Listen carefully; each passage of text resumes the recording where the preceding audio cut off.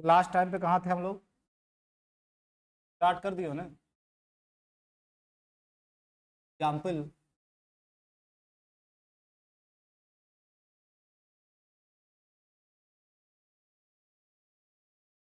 To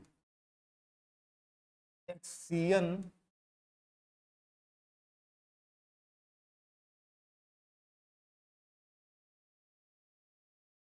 let V equal to Cn and F equal to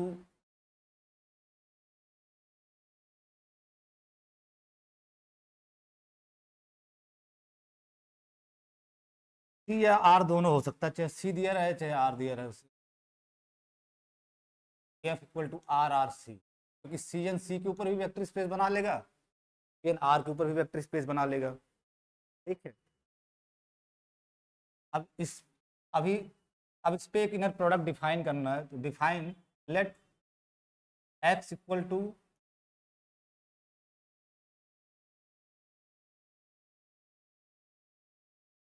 ऐसे लिखो capital Z equal to Z, तरह से लिख रहे Z one Z two Z N and capital W equal to W one W two n belongs to n tuple हैं लेकिन सारे complex number हैं, ये सारे जो तुम्हारे हैं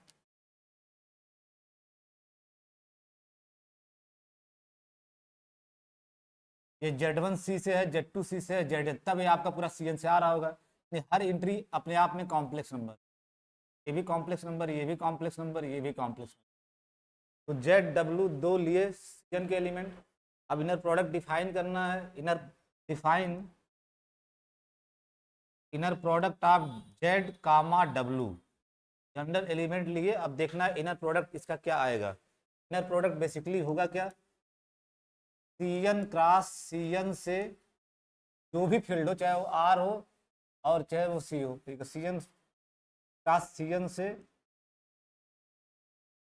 मतलब CN क्रॉस CN से R, ठीक। तो CN क्रॉस CN से के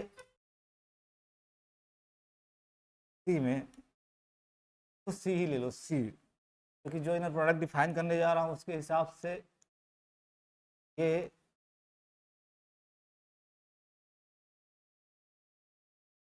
C ही कर लो।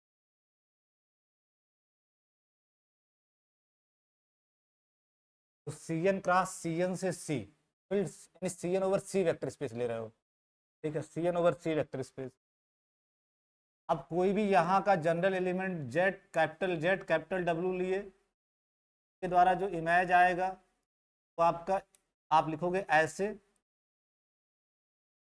अब ये क्या होगा वो मैं डायरेक्ट बताता हूँ, जब भी एग्जाम में दिया रहेगा ऐसे मैप वाइज वो लिखता नहीं है, लेकिन आप मैप वाइज यही समझोगे, ये लिखा हुआ है इसका मतलब ये मैप होगा CN क्रॉस CN से C में, जो मैप Z कामा W का इमेज क्या दे रहा होगा, उस इमेज को आप ऐसे लिखते हो।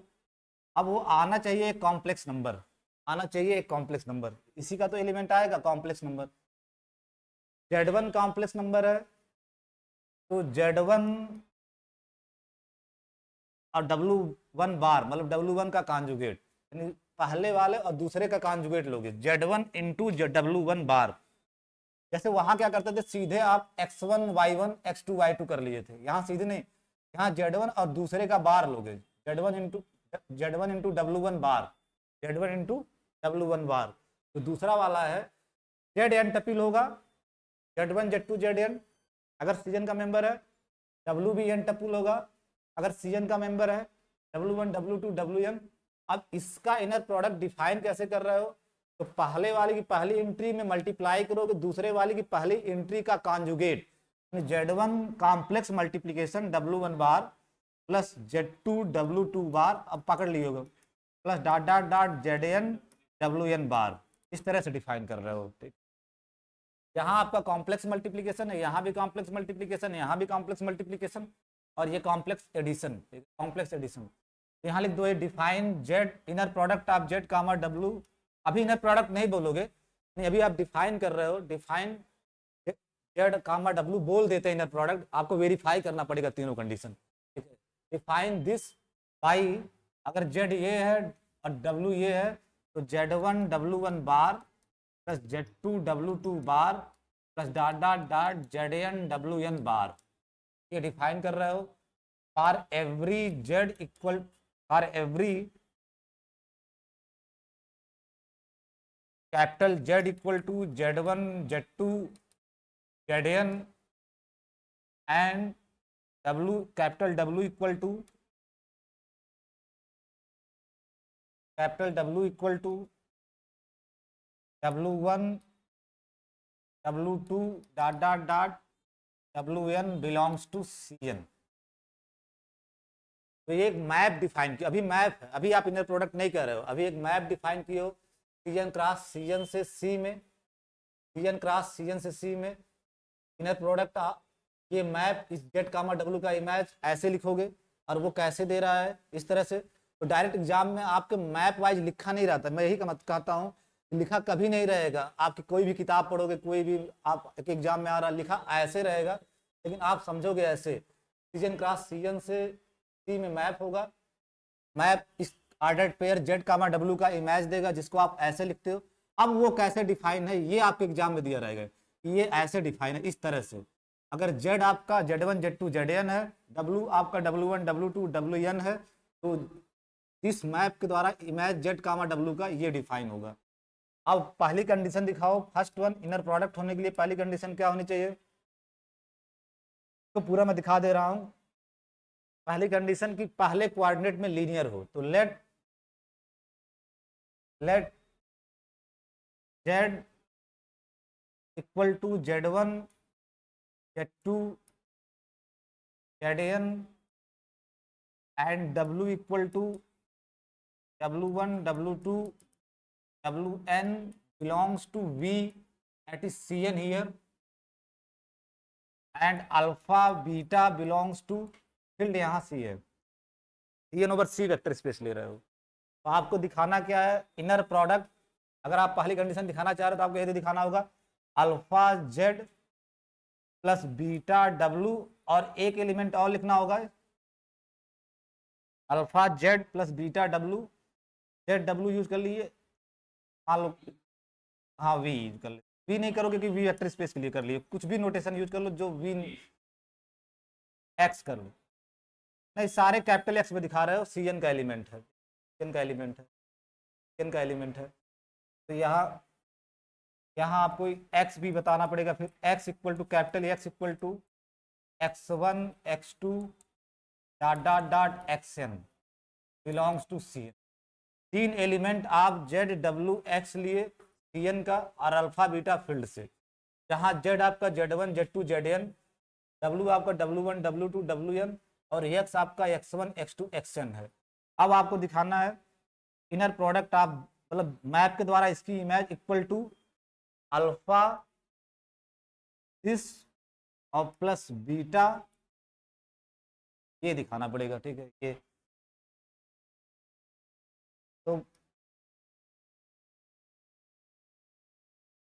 That is equal to alpha inner, ये अब इनर प्रोडक्ट अभी नहीं बोल रहे हो, अभी नहीं बोलो जब तक तीन कंडीशन वेरीफाई, लेकिन मेरी मजबूरी बोलूं तो क्या बोलूं, दिक्कत तो मेरे सामने है, बोलूं तो इसको क्या बोलूं, ठीक है। बस बोलो मत लिखो, सबसे बढ़िया वही आरपीएस वाला, लिख दो बोलो कम, ठीक है बोलो कम। अभी कैसे बोल लोगे इनर प्रोडक्ट जब तक तीनों कंडीशन वेरीफाई नहीं होगी, ठीक है। तो इसके द्वारा इमेज, मैप के द्वारा इमेज ही समझो, ये अल्फा और जेड की जगह लिख दिए Z one Z two Z N और प्लस बीटा डब्ल्यू की जगह खोल के लिख दो जो है टपल फॉर्म में W one W two W N comma X की जगह आपका स्मॉल एक्स की जगह आपका N tuple X N X two X N, सिर्फ वैल्यू रखो जेड डब्ल्यू कैपिटल एक्स की जो माने हो N tuple N tuple N tuple वो रख दिए हो बस, और कुछ नहीं किया।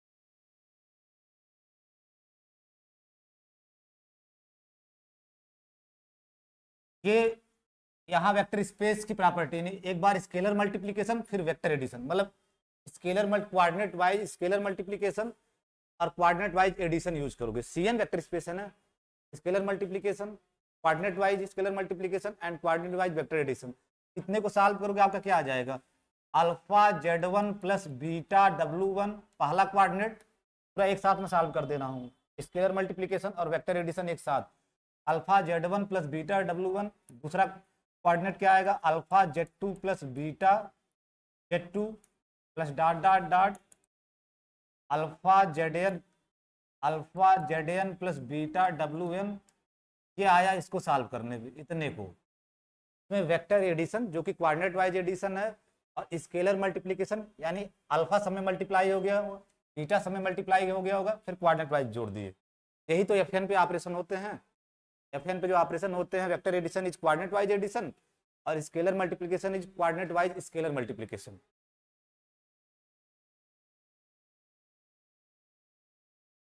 और यक्स जो आपका है वो आपका पड़ा रहेगा x1 x2 xn। अब बाय डिफिनीशन आप इनर प्रोडक्ट क्या आएगा,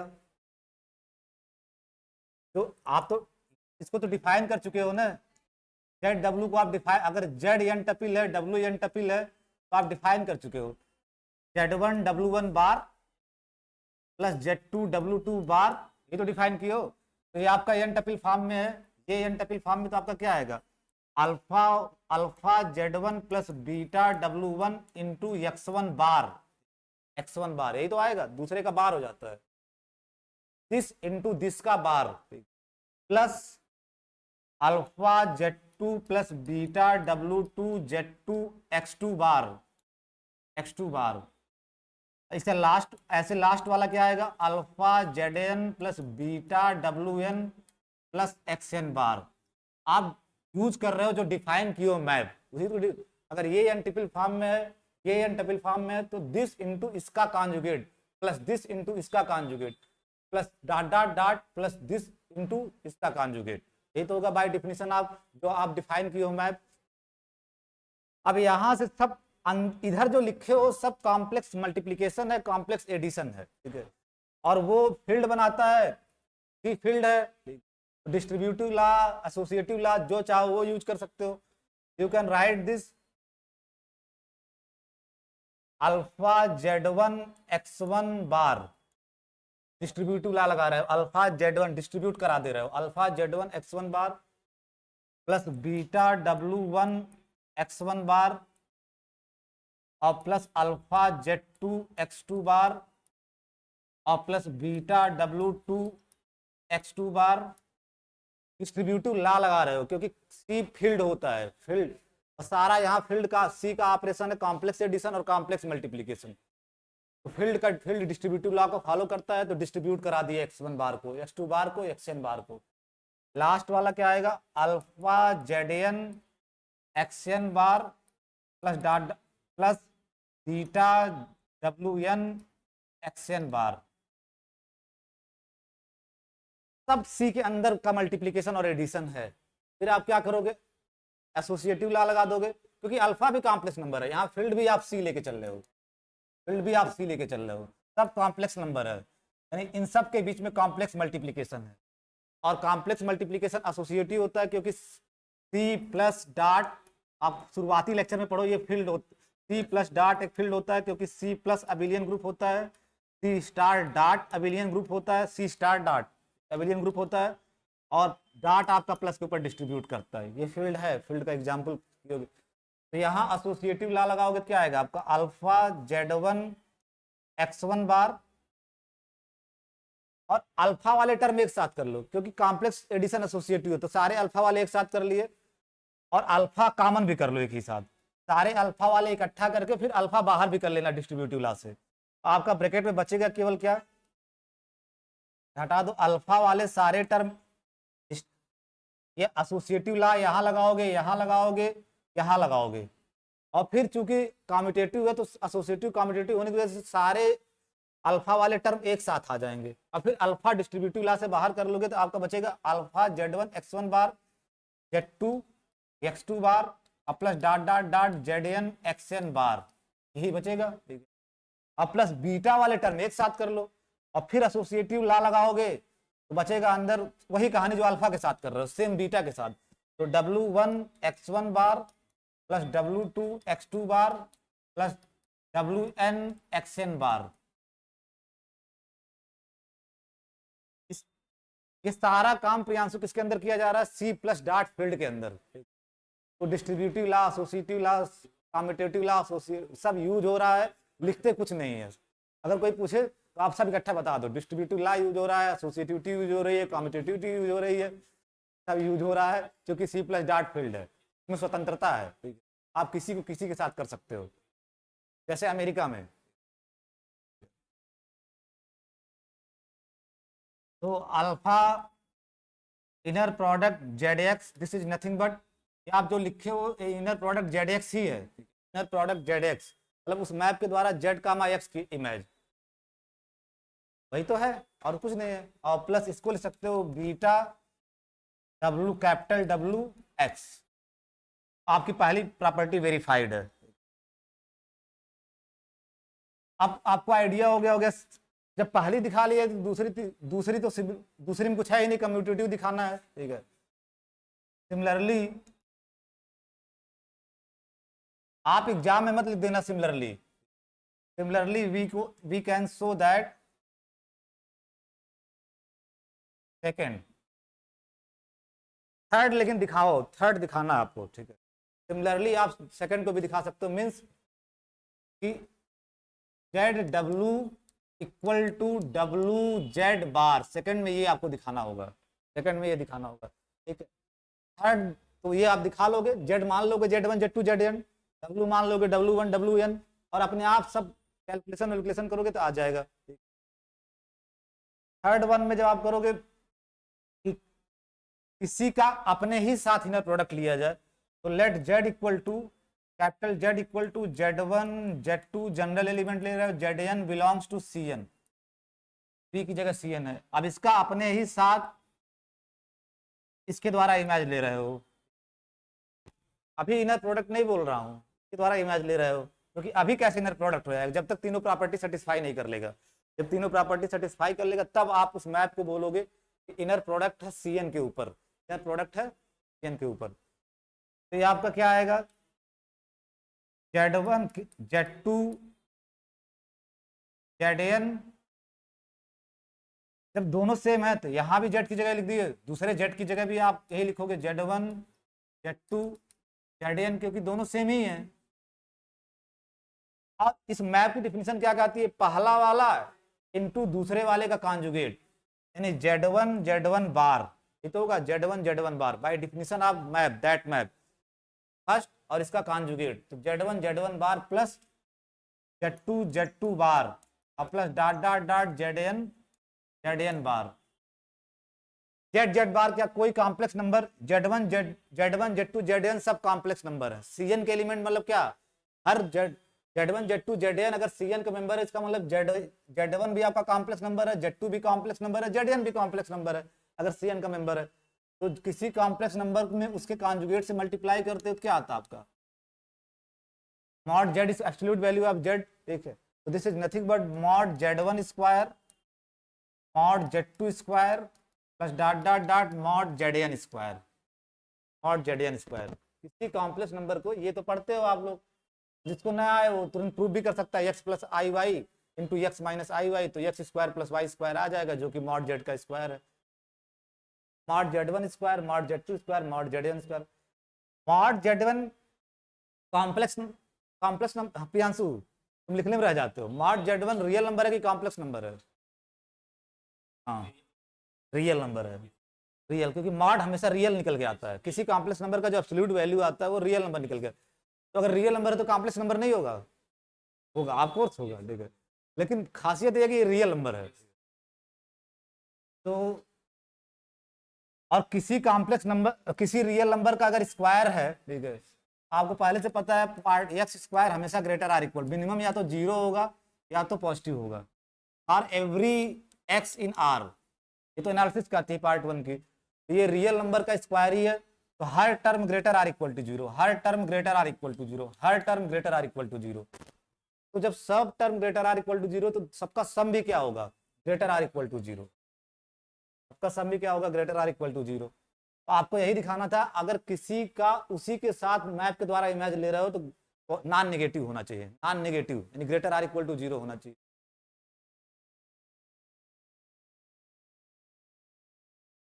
अभी तीसरा खत्म नहीं हुआ, एक दूसरे और भी दिखाते हैं उसके साथ एंड करके। अगर inner product Z Z zero हुआ, मतलब उस मैप के द्वारा जेड कामा जेड की इमेज जीरो के बराबर है, तो जेड बराबर जीरो आपको दिखाना होगा, जेड जीरो कॉम्प्लेक्स नंबर होगा, ये दिखाना होगा कि जेड जीरो कॉम्प्लेक्स नंबर होगा। ठीक है, तो दिस इंप्लाइज दैट अगर ये जीरो है तो आपका Z one bar plus Z two bar plus, ये सब ऊपर कर चुके हो तो वही कॉपी पेस्ट कर लेना, क्यों बार बार टाइम बर्बाद करोगे। Z N bar equal to zero, ये इसको इंप्लाई कर रहा है, और अगर ये है तो ये इसको भी इंप्लाई कर देगा, तो इफ एंड ओनली बना सकते हो। ये लिखा हुआ है तो ये लिख नहीं सकते उसकी जगह, ये इसको इंप्लाई करेगा, ये इसको भी इंप्लाई कर देगा। You can write if and only, if and only mod Z one square mod Z two square plus mod Z N square equal to zero. आप बताओ सारे greater or equal to zero हो, सारे greater or equal to zero और sum zero हो रहा है, तो सबको क्या होना पड़ेगा, जीरो ही होना पड़ेगा।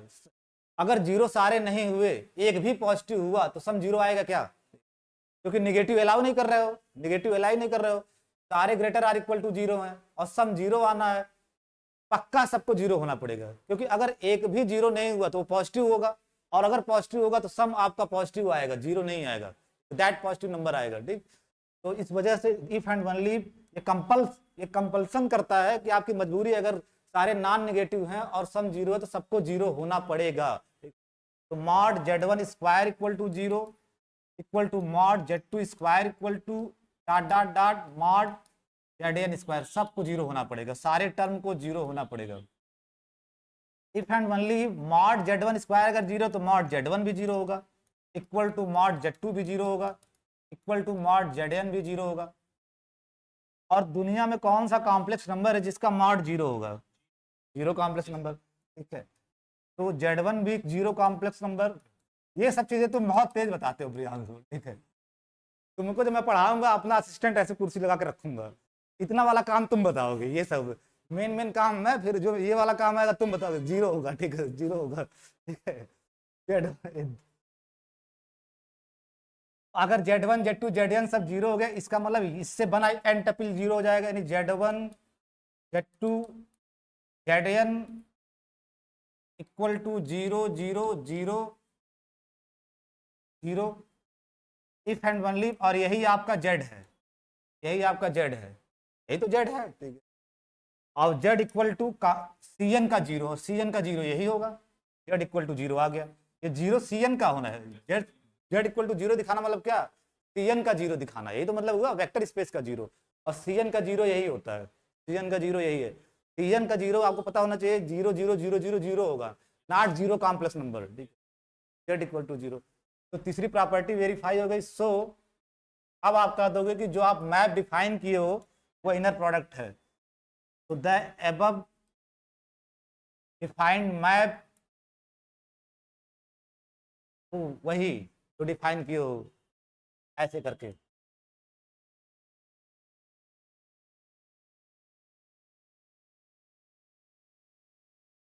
ये जो डिफाइन किए हो, the above defined map is an inner product, is an inner product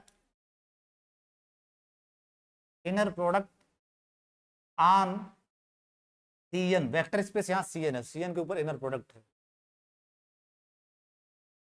इस वेक्टर स्पेस को बोला जाता है standard inner product on C N. ठीक है, दिस वेक्टर स्पेस, जैसे कल वाला आर एन के ऊपर था, तो ये सी एन के ऊपर स्टैंडर्ड इनर प्रोडक्ट है, this inner product is called,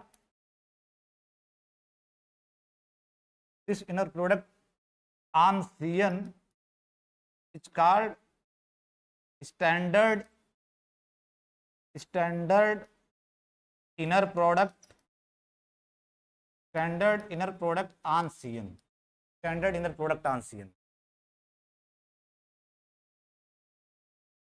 और C N with this standard inner product is called unitary space. जैसे इसको यूक्लिडियन स्पेस बोलते हो ना, तो Cn with this standard inner product is called unitary space. ठीक है, तो Cn with this standard inner product, और याद रहना चाहिए आपको कि स्टैंडर्ड इनर प्रोडक्ट Cn पे है क्या, काम Z1 W1 bar, not Z1 W1, Z1 W1 नहीं, Z1 W।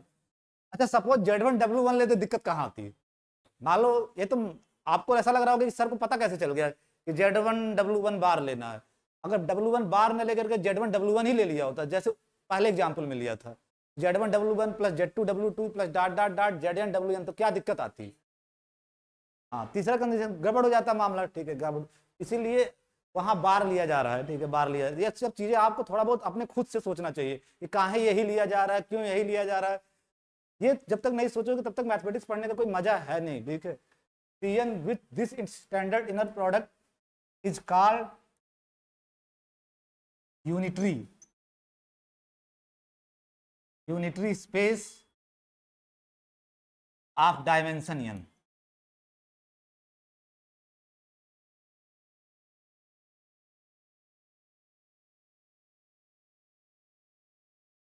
बहुत सारे इनर प्रोडक्ट की एग्जांपल है, बस आप यही दो जान लो।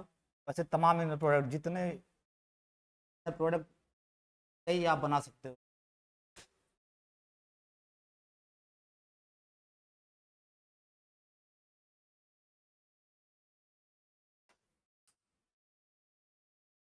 एक अच्छा और लिख लो,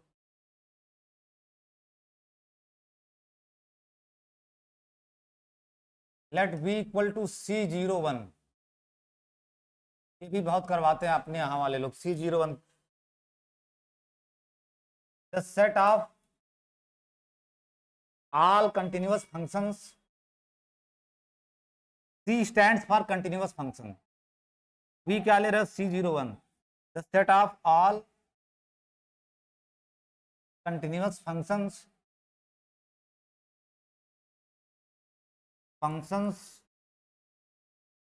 from closed interval 0 1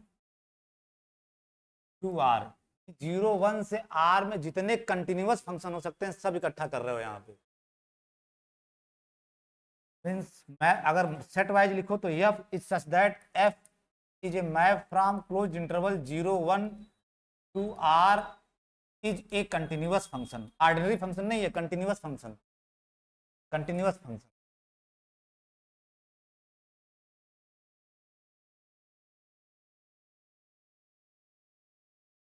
continuous function we can show that जो आपका V है ये C01 यानी set of all continuous functions from 0 1 to R, ये एक वेक्टर स्पेस होगा। V is a vector space over R। Priyanshu कैसे आर्गुमेंट दोगे? Write down the argument. Y ये है कैसे? मैं तो करवाया, तो मैं करवाया था ये वेक्टर स्पेस है तो क्यों है?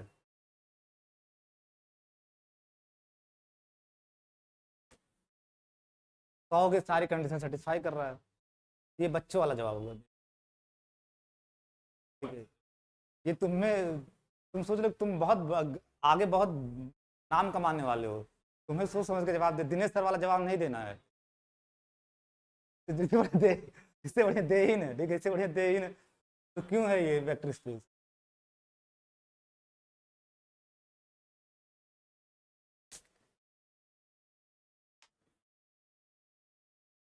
फंक्शन स्पेस याद है आपको? फंक्शन स्पेस कोई नॉन एम्प्टी सेट हो एक्स और एक फील्ड है, तो यह फ्रॉम एक्स टू एफ जितने भी फंक्शन हैं सबको इकट्ठा कर लो, वो वेक्टर स्पेस बनाता था इसी फील्ड पे या इसके सब फील्ड पे। ये करवाया हूँ। एक्स कोई भी नॉन एम्प्टी सेट हो, नॉन एम्प्टी सेट से फील्ड में सारे मैप इकट्ठा कर रहे हो, सारे मैप इकट्ठा कर रहे हो, तो ये वेक्टर स्पेस बनाता है। इस इसी फील्ड पे या इसके सब फील्ड पे भी बनाएगा वेक्टर स्पेस ओवर एफ या इट्स सब फील्ड के। सुपर फील्ड पे तो कभी बनाएगा नहीं, सब फील्ड पे बनाएगा या खुद एफ पे ही बनाएगा। तो फिलहाल हमको ज्यादा सब फील्ड का मतलब है नहीं, एफ पे बनाएगा वेक्टर स्पेस। अब आप यक्स को रिप्लेस कर दो, जनरल आप कर चुके हो, set of all function x को रिप्लेस कर दो 0 1 से, कोई भी सेट ले सकते हो तो आप 0 1 ले लिए, और एफ को रिप्लेस कर दिया आर से, means the set of all functions from 0 1 to R. ये क्या लिखे हो, the set of all function, the set of all functions, the set of all functions functions from 0 close interval 0 1 to R. ये सारे functions का collection है, set है, जो 0 1 से आर में है। एक्स की जगह ये रिप्लेस कर दिए, और आर चूंकि फील्ड होती है, ये तो दुनिया जानती है, दुनिया की सबसे पहले फील्ड आर आती है, पूरी रियल एनालिसिस इसी पे चलती है। Completeness axiom, complete ordered field, axiomatic introduction of R में पहला यही दिखाया जाता है, आर प्लस डॉट फील्ड होता है। ये फील्ड है, दुनिया की सबसे पहली फील्ड जो धरती पे आई थी यही आई थी, ठीक है, ये फील्ड है। तो ये फील्ड को रिप्लेस कर दिए आर से, और इस एक्स को रिप्लेस कर दिए 0 1 से। तो जब ये आपका पूरा set of all function from X to F, F के ऊपर वेक्टर स्पेस बनाएगा इन जनरल, तो इसी का पर्टिकुलर केस ये हो रहा है, तो ये भी वेक्टर स्पेस बनाएगा किसके ऊपर, वेक्टर स्पेस किसके ऊपर बनाएगा, जब आप जनरल कह रहे कुछ भी एक्स हो और फील्ड हो, वेक्टर स्पेस होगा एफ के ऊपर। अब एक्स की जगह 0 1 ले लिए, क्लोज इंटरवल 0 1, और एफ की जगह फील्ड आर ले लिए, ये जो set of all function from 0 1 to R है, ये वेक्टर स्पेस किसके ऊपर बनाएगा, आर के ऊपर, फील्ड आर के ऊपर, इसके ऊपर वेक्टर स्पेस बनाएगा, तो ये वेक्टर स्पेस है। अब आप जो आप C01 लिए हो ना, C01 जो आपका है set of all continuous functions from 0 1 to R, इसके साथ क्या रिलेशन होगा, तो सपोज थोड़ी देर के लिए V मान रहे हो, V set of all functions from 0 1 to R, सारे फंक्शंस हैं 0 1 से आर में, और C01 में केवल कंटिन्यूअस फंक्शंस आ रहे हैं 0 1 से आर में, तो C01 का इस V के साथ क्या रिलेशन होगा, सबसेट होगा, आपको सबसेट होगा, सबसेट ऑफ V, तुम हो उत्तराधिकारी, इसमें कोई डाउट है नहीं, ठीक है, सबसेट होगा उसका, और ये वेक्टर स्पेस है आर के ऊपर। अब सबसेट को सब स्पेस दिखा दो, अगर ये सबसेट है तो सब स्पेस दिखा दो, और सब स्पेस दिखा दोगे तो हर सब स्पेस अपने आप में वेक्टर स्पेस होता है, ठीक है, हर सब स्पेस अपने आप में वेक्टर स्पेस होता है। सबसेट है और ये वेक्टर स्पेस है, तो अगला काम है ये है कि इसको सब स्पेस दिखा दिया जाए। सब स्पेस दिखा दोगे तो हर सब स्पेस होता भले सब स्पेस है, उस सब स्पेस है उस वेक्टर स्पेस के रिस्पेक्ट में, जैसे मैं सब स्पेस हूँ, ठीक है, सब स्पेस हूँ अपने पिताजी के रिस्पेक्ट में, लेकिन मेरे अपने आप में भी कोई आइडेंटिटी है, ऐसा नहीं कि हमेशा उन्हीं से पहचाना जाऊंगा, ठीक है, मेरी अपने आप में भी कोई आइडेंटिटी है। तो ये सब स्पेस, ये सबसेट है इसका, सब स्पेस दिखा दोगे, सब स्पेस मतलब अपने आप में वो वेक्टर स्पेस है। सब स्पेस में क्या होता है, अपने आप में वेक्टर स्पेस होता है with respect to induced binary operation, कुछ जेनेटिक कैरेक्टर इनका आएगा मेरे अंदर, कुछ जेनेटिक कैरेक्टर इनका मेरे अंदर आएगा, ठीक है, तो ये खुद वेक्टर स्पेस बन जाता है with respect to induced binary operation from the here, यानी जो यहाँ पे वेक्टर एडिशन है, जो यहाँ पे स्केलर मल्टीप्लिकेशन आर का, उसी के रिस्पेक्ट में ये वेक्टर स्पेस बन जाता है। सब स्पेस की जो बेसिक डिफिनेशन आप पढ़िए तो यही लिखवाया जाता है कि कोई सबसेट वेक्टर स्पेस का सब स्पेस होगा अगर वो अपने आप में वेक्टर स्पेस बन जाए with respect to induced binary operation, ठीक है, प्लस एंड स्केलर मल्टीप्लिकेशन जो है यहाँ पे आर का, ठीक है। तो अब सब स्पेस कैसे दिखाओगे, C01 को V का सब स्पेस कैसे दिखाओगे, सब स्पेस दिखाने का स्टैंडर्ड ट्रिक है, एक ही है ये, सब स्पेस दिखाने के लिए क्या करोगे कि जो ऑपरेशंस हैं उससे क्लोज्ड हो जाए, ठीक है, तो अगर यहाँ F लिए, यहाँ G लिए, आप दिखा दो कि F यहाँ जो ये V वेक्टर स्पेस बनाता है ये एडिशन ऑफ फंक्शन के रिस्पेक्ट में, यानी जो वेक्टर एडिशन होता है वो एडिशन ऑफ फंक्शन है। वेक्टर एडिशन यहाँ क्या होता था, आप नोट्स पढ़ो जाके, वेक्टर एडिशन मतलब addition of function. Scalar multiplication क्या होता था, scalar multiplication of function, F plus G, अगर एफ और जी यहाँ के मेंबर है तो एफ प्लस जी किसी एक्स का क्या इमेज देगा, एफ एक्स प्लस जी एक्स, इस तरह से एफ प्लस जी वर्क करता है, ठीक। ये और इस प्लस के रिस्पेक्ट में ये प्लस जो है आपका वी के ऊपर है, इस प्लस के रिस्पेक्ट में सब आप किए हो, वी प्लस अबिलियन ग्रुप था। स्केलर मल्टीप्लिकेशन कैसे डिफाइन किए थे, scalar multiplication of function, alpha scalar multiplication of F X is defined as alpha dot F X, ये तो डिफाइन किए थे, ये तो स्केलर मल्टीप्लीकेशन वहां था। अब आपको दिखाना है कि ये सब स्पेस हो जाए, मीन्स जो इस पे प्लस है उस प्लस से ये भी क्लोज हो जाए, ठीक है। और साथ साथ जो इसका इस पे स्केलर मल्टीप्लीकेशन है वो इस पे भी स्केलर मल्टीप्लीकेशन बन जाए, मीन्स स्केलर मल्टीप्लीकेशन से ये भी क्लोज हो जाए। तो एफ जी लेते, एफ जी लोगे यहाँ पे C01 में, और एक स्केलर लोगे आर का, फील्ड का, आर का, और दिखाने की कोशिश करोगे अल्फा एफ प्लस जी भी किसके अंदर आ जाए, इसी के अंदर। यही तो सब स्पेस दिखाने का तरीका है कि एफ जी लिए इसके अंदर, अल्फा एफ प्लस जी भी इसी के अंदर आ जाए, तो ये सब स्पेस बन जाए। सबसेट को सब स्पेस दिखाने का यही एक तरीका है कि दो एलिमेंट यहाँ का लो और एक स्केलर लो फील्ड का, और दिखा दो कि अल्फा एफ प्लस जी भी इसके अंदर आ जाए, तो आएगा। आप जानते हो अगर ये कंटिन्यूअस फंक्शन है, अलजेब्रा आप कंटिन्यूअस फंक्शन में चले जाओ, एनालिसिस में कहता है यहाँ पूरी की पूरी एनालिसिस यूज होगी। अलजेब्रा आप कंटिन्यूअस फंक्शन क्या कहता है, अगर एफ इसका मेंबर है, अगर एफ C01 का मेंबर है, इसका मतलब एफ कंटिन्यूअस फंक्शन है 01 से R में, और आपको अलजेब्रा में करवाया जाता है scalar multiplication of A continuous function is continuous function, तो मतलब अल्फा एफ भी आपका कंटिन्यूअस फंक्शन हो गया 01 से R में, 01 से R में, ठीक है। ये भी आपका C01 का मेंबर हो गया और G C01 का मेंबर है, यानी अल्फा एफ भी 01 से R में कंटिन्यूअस फंक्शन और G भी 01 से R में कंटिन्यूअस फंक्शन, और दो कंटिन्यूअस फंक्शन का सम भी कंटिन्यूअस फंक्शन होता है। ये भी तो अलजेब्रा कहती है कि दो कंटिन्यूअस फंक्शन है तो उसका एडिशन भी कंटिन्यूअस होगा। तो इसमें दो चीज, ये कंटिन्यूअस, इसका स्केलर मल्टीप्लीकेशन कंटिन्यूअस, और फिर ये कंटिन्यूअस और ये कंटिन्यूअस, तो इसका एडिशन भी कंटिन्यूअस।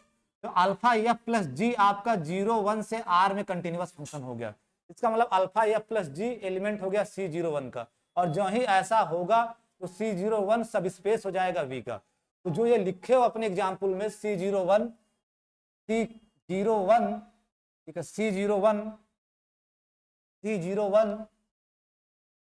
C01 वो सब स्पेस है, वेक्टर सब स्पेस है इस वेक्टर स्पेस का, इस वेक्टर स्पेस का सब space of this vector space, और सब स्पेस है तो अपने आप में वेक्टर स्पेस होगा। जब कभी किसी को समझाना हो तो इतने आर्गुमेंट आपको देने पड़ेंगे, ये नहीं कि फिर से अबिलियन ग्रुप दिखाएंगे C01 प्लस, और फिर उसके बाद इसके लिए यहाँ सब स्पेस का कंसेप्ट लग रहा है, ठीक है। ये वेक्टर स्पेस है ऑलरेडी, ये वेक्टर स्पेस है ऑलरेडी R के ऊपर, ये तो कर चुके हो, ये वेक्टर स्पेस है, फिर दिखा दिया कि ये इसी वेक्टर स्पेस का सब स्पेस है। जब सब स्पेस है तो अपने आप में वेक्टर स्पेस है। ये आर्गुमेंट देना, ये जो वाई लिखो तो इसका ये जवाब है।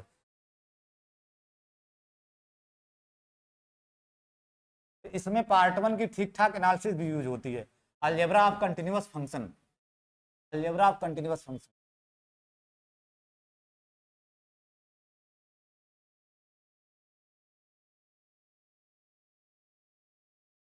तो वेक्टर स्पेस है, अब इस पे इनर प्रोडक्ट डिफाइन कर रहे हो, डिफाइन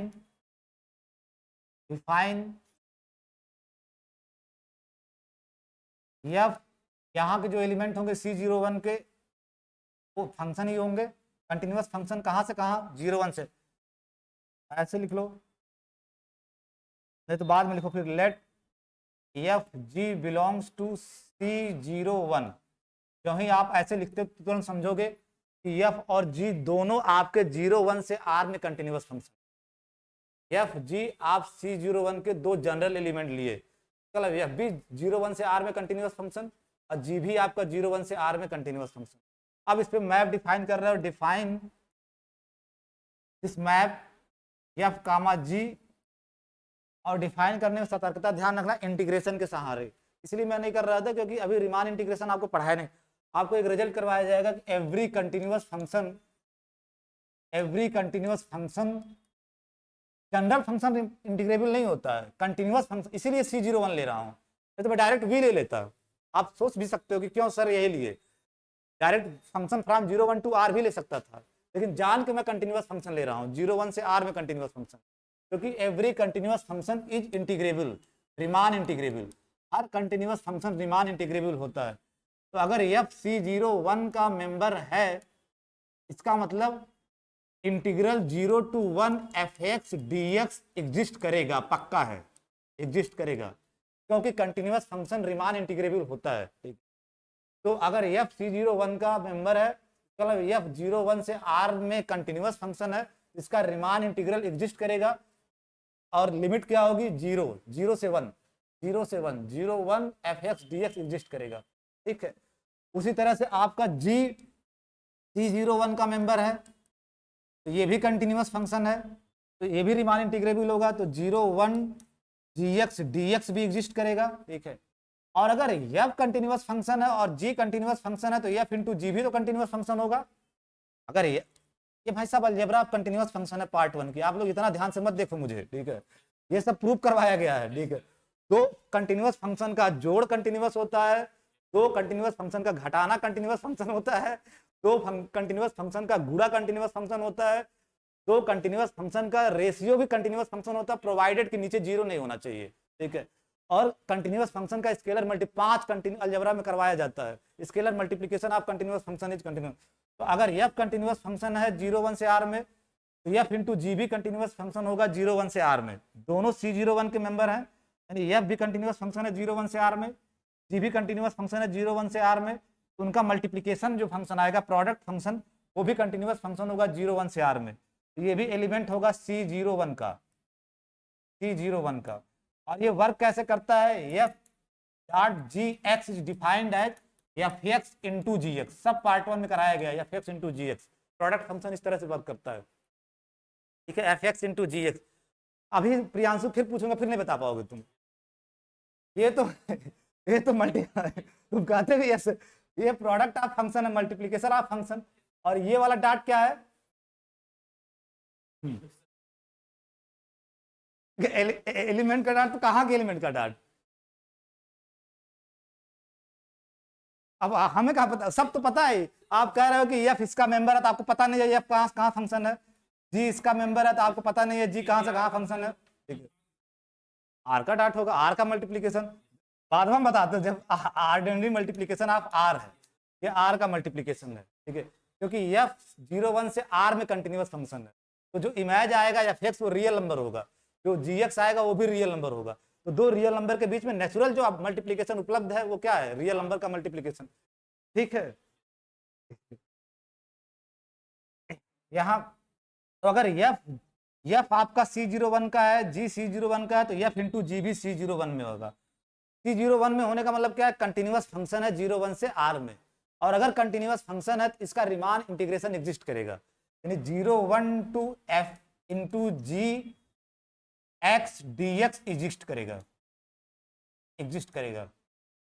अगर एफ इंटू जी C01 का एलिमेंट है, एफ इंटू जी अगर C01 का एलिमेंट है मीन्स कंटिन्यूअस फंक्शन है 0 1 से आर में, और आप कह रहे हो कि हर कंटिन्यूअस फंक्शन रिमान इंटीग्रेबल है, इसका मतलब इसका भी इंटीग्रेशन एग्जिस्ट करेगा, इसका भी इंटीग्रेशन, जो आप बचपन में इंटीग्रेशन पढ़ते हो ना वो रिमान ने दिया था, आप नहीं दिए थे, जो आप कर के आए हो। ठीक है, वो रिमान ने दिया था, रिमान को क्यों मैं इतना हाई रेट करता हूँ, जितनी मैथमेटिक्स पढ़ते हो उसी की तो पढ़ते हो, दूसरे की कहाँ पढ़ते हो। ठीक है, तब कुछ वही खोज के गया, तुम वो पढ़ रहे हो, उसमें भी डाट वाट में घबरा जाते हो तुम लोग। ठीक है, एक तो ज्योमेट्री पैदा कर दिया, रिमानिंग ज्योमेट्री, जिसको हम लोग पढ़ ही रहे हैं, रिसर्च कर रहे हैं उसमें, और उधर से एनालिसिस में भी हाथ डाल के बैठा पड़ा हुआ है। ठीक है, रिमान इंटीग्रेशन, तो कहाँ मतलब अजब आदमी था ये।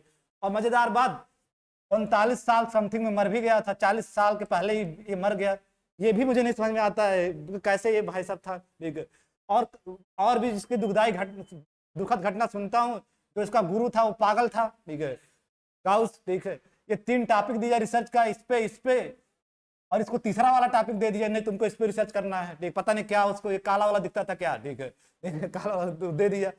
अब अभी ये भी जिद्दी आदमी, फिर ये जो इसके गुरु जी थे वो ज्योमेट्री के टीचर थे, ज्योमेट्री के टीचर, ज्योमेट्री मतलब पार्ट 1 वाली ज्योमेट्री नहीं, बार बार मैं क्लियर करना चाहता हूँ, वो ज्योमेटर आदमी था, आई थिंक गाउस, मुझे नाम नहीं, गाउस ही था शायद, गाउस था। ठीक है, गाउस। ठीक है, अब वो ज्योमेट्री का था, ज्योमेट्री उठा के दे दिया। ठीक है, और ये इसका इंटरेस्ट बिल्कुल ज्योमेट्री में नहीं था, वो तो पहले पे कुछ दिया, दूसरे कुछ दिया, जो इसका इंटरेस्ट था वो कॉम्प्लेक्स एनालिसिस उसमें रिसर्च करना चाहता था, लेकिन वो ज्योमेट्री तीसरे पर रखा था कि कोई ना कोई तो मिल जाए तो तीसरा ऑप्शन भर ही दे, तो जैसे तुम लोग यूनिवर्सिटी में भरते हो, पहला कॉम्बिनेशन, दूसरा कॉम्बिनेशन, तीसरा कॉम्बिनेशन, चौथा कॉम्बिनेशन, और तुमको चौथा ही मिल गया। देखिए, चौथा ही मिल गया, तो शौकिया तो नहीं मिला होगा, मजबूरी मिला होगा। अब तुमको मजबूरी में वो विषय मिले और तुम उसी में यूनिवर्सिटी टॉप कर जाओ, तो ऐसा ही रिमान ने किया। ठीक है, कि मजबूरी में इसको दिए और इसको इतना चिढ़ मची, उस समय तो गुरुजी का कुछ कर नहीं पाया। ठीक है, गुस्सा तो लगी होगी, लेकिन मतलब कृतज्ञ स्टूडेंट था, हिंदी में बोला जाए तो कृतज्ञ विद्यार्थी था अपने गुरु का, दिल से मानता था, एकलव्य वाली कहानी, ठीक है, दिल से मानता था गा उसको, दिल से मानता था तभी तो उनके पास गया था, ठीक है। अब बोल दिया कि दौड़ाचार कह ही दिया है कि अंगूठा काट के देना तो मैं दूंगा, ठीक है दूंगा। फिर वो रिसर्च किया और फिर रिमानिंग ज्योमेट्री आई जिसमें आज तक भी बहुत लोग काम कर रहे हैं, आधी चीजें अभी भी रिमानिंग ज्योमेट्री में 50% चीजें समझ में आती हैं, 50 समझ में नहीं आती क्योंकि वो मर गया, ठीक है मर गया। 50 वैसे गुड़ा भाग कर रहे हैं लोग, अभी उसका रीजन नहीं जान पा रहे क्यों ऐसा हो रहा है, ठीक है, रीजन नहीं जान पा रहे हैं क्यों ऐसा हो रहा है, कर तो रहे हैं काम लेकिन रीजन जान नहीं पा रहे हैं, और जो रीजन जान रहा था वो मर गया, ठीक है। और जो अभी इसमें काम कर रहे हैं उनको पता ही नहीं चल रहा क्या कर रहे हैं, बस कर रहे हैं, ठीक है कर रहे हैं। तो और फिर उसके बाद रिमान इंटीग्रेशन जो आपको एनालिसिस में है वहां भी मतलब खतरनाक किस्म के आदमी होते थे, और तुम लोग अब बस रोना गाना चालू मचा देते हो, इसी फंक्शन में प्रोडक्ट में गड़बड़ा जाते हो, 20 बार बताओ फिर भी नहीं बता पाओगे कि यही होता है, ठीक है इसी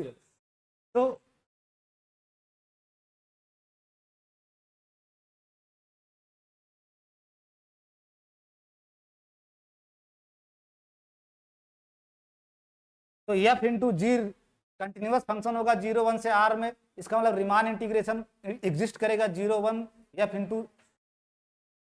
एफ इंटू जी एक्स, और इसको लिख सकते हो, उसी को लिख सकते हो 0 1 integral integral 0 1 F into G X की डिफिनीशन से F X into G X D X, F X G X D X, ठीक। इंटी ये तो बता सकते हो, ये इंटरमीडिएट का सवाल है, जब आप इसको बोलते हैं डिफिनिट इंटीग्रल, इतना तो जानते हो डिफिनिट इंटीग्रल, ठीक है। जब इसका इंटीग्रल निकल के आएगा तो क्या होगा, वो इंटीग्रल जब फाइनल सॉल्व कर लेते हो तो एक रियल नंबर निकल के आता है ना, एक रियल नंबर निकल के आता है, ठीक है। तो जो मैप के द्वारा एफ और जी का इमेज उसने डिफाइन किया, जो भी डिफाइन किया वो क्या किया, इंटीग्रल 0 to 1, सब मिटा दो अब, डायरेक्ट लिखो डिफाइन क्या किया वो। जैसे आपको पता होना चाहिए कि जनरली आपको डिफाइन करने के पीछे रीजन क्यों वो यही कर रहा है, क्योंकि उसको एक रियल नंबर चाहिए था, एक रियल नंबर चाहिए था, क्योंकि इनर प्रोडक्ट आप अगर बनाने जा रहे हो C01 पे, इसका मतलब मैप होना चाहिए C01 क्रॉस C01 से R में, ये तो मैप होना चाहिए, तो जो निकल के आए वो रियल नंबर होना चाहिए। तो वो तरीका अपनाया क्या, इन दोनों के प्रोडक्ट के इंटीग्रल यानी F X G X D X 0 to 1, और ये एक रियल नंबर निकल के आएगा। Verify all the three condition, जो इनर प्रोडक्ट होने के लिए 3 कंडीशन है उनको वेरीफाई करना।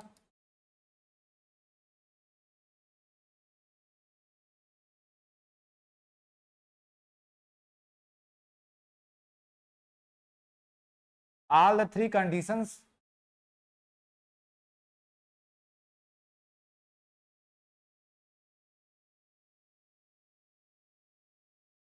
To be inner product, inner product होने की जो 3 कंडीशंस हैं वो सारी कंडीशन वेरीफाई करना, और जब वेरीफाई हो जाएगा इसका मतलब ये इनर प्रोडक्ट है। Hence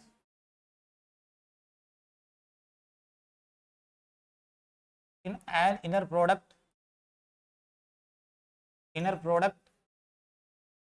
on C01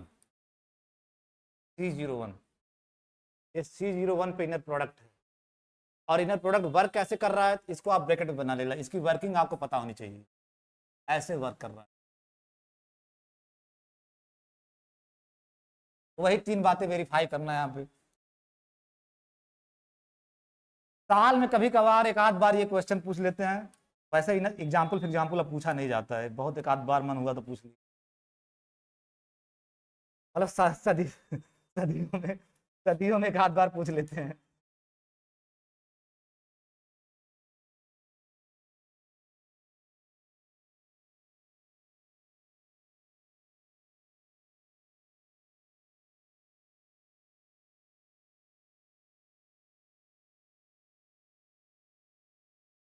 late V कामा, और ये वेक्टर स्पेस उसके ऊपर इनर प्रोडक्ट, अब हमेशा ऐसे ही लिखोगे, let V comma inner product be an inner product space an inner product space over a field over a field F.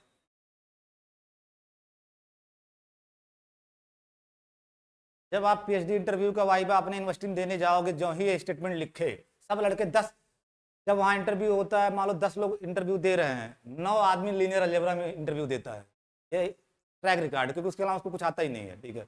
9 आदमी लीनियर अलजेब्रा में जाता है, और जो ही ऐसे लिखोगे तो ही मेरे गुरुजी का प्रश्न होगा, इसका मतलब समझा दो जो लिखे हो। तुम समझा कुछ नहीं पाओगे, ठीक है, समझा कुछ नहीं पाओगे। वो तो यही बस वो यही पूछते हैं कि ये जो लिखे हो इसको पूरा खोल खोल के एक एक चीज हमको बताओ, ठीक है, इसमें जितने टर्म यूज किए हो खोल खोल के बताओ। लिख तो दिए लेट वी फलाना ठिकाना, इसका क्या मतलब है? अब लड़के समझ ही नहीं पाते पूछ क्या रहा है ये सामने वाला, ठीक है, पूछ क्या रहा है। फिर वो हल्का सा मुस्कुराते हैं, हर इलाहाबाद यूनिवर्सिटी का टीचर मुस्कुराता है, मुस्कुराते हैं, फिर कहते हैं ठीक है भाई, बस यही कहेंगे ध्यान से पढ़ा करो, आखिर बीएससी करके आए होगे किसी यूनिवर्सिटी से, किसी यूनिवर्सिटी से बीएससी करके आए होगे, और हर यूनिवर्सिटी के बीएससी के सिलेबस में यह है, और आप ये बात नहीं समझा पा रहे हो। तो अगर आपको पूछा जाए प्रियांशु, तो आप बता ले जाओगे इस स्टेटमेंट का मतलब, पढ़ दोगे यही।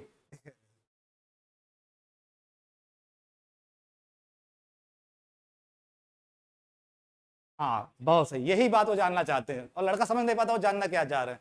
तो यही जान रहा है कि आपको बताना चाहिए कि जो ये वी है वो एफ के ऊपर वेक्टर स्पेस है सर, ये एडिशनल स्ट्रक्चर है इनर प्रोडक्ट, और वो एडिशनल स्ट्रक्चर क्या है, मैप है वी क्रॉस वी से एफ में, सेटिस्फाइंग थ्री वो कंडीशन नहीं पूछेंगे तुमसे, सेटिस्फाइंग थ्री कंडीशन, तब कहेंगे आगे बढ़ जाओ आगे बढ़ जाओ, जो है, और फिर उसके बाद पूछेंगे भी नहीं, उसके बाद तुम थ्योरम में क्या लिख रहे हो क्या प्रूव कर रहे हो वो पढ़ते ही नहीं है, वो पढ़ते ही नहीं, जो इतनी बात बताए उनको लग जाएगा इसका कॉन्सेप्ट क्लियर है, ठीक है, जब ये जान रहा है कि ये क्या है, तो आगे क्या लिख रहा है हार्डली मैटर। तुमको लगता है अगवा वाला ज्यादा इंपॉर्टेंट है, प्रूफवा बहुत ज्यादा इंपॉर्टेंट है, प्रूफ कहाँ फुर्सत है टीचर के पास देखने का, वो प्रूफ नहीं देखता है वो, ठीक है, इतना टाइम कहाँ है उनके पास कि वो बैठ के प्रूफ देखें।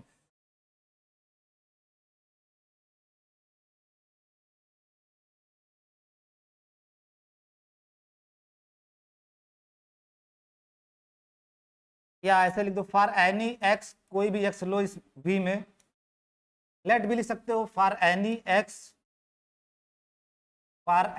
X in V, the non negative real number, the non negative real number,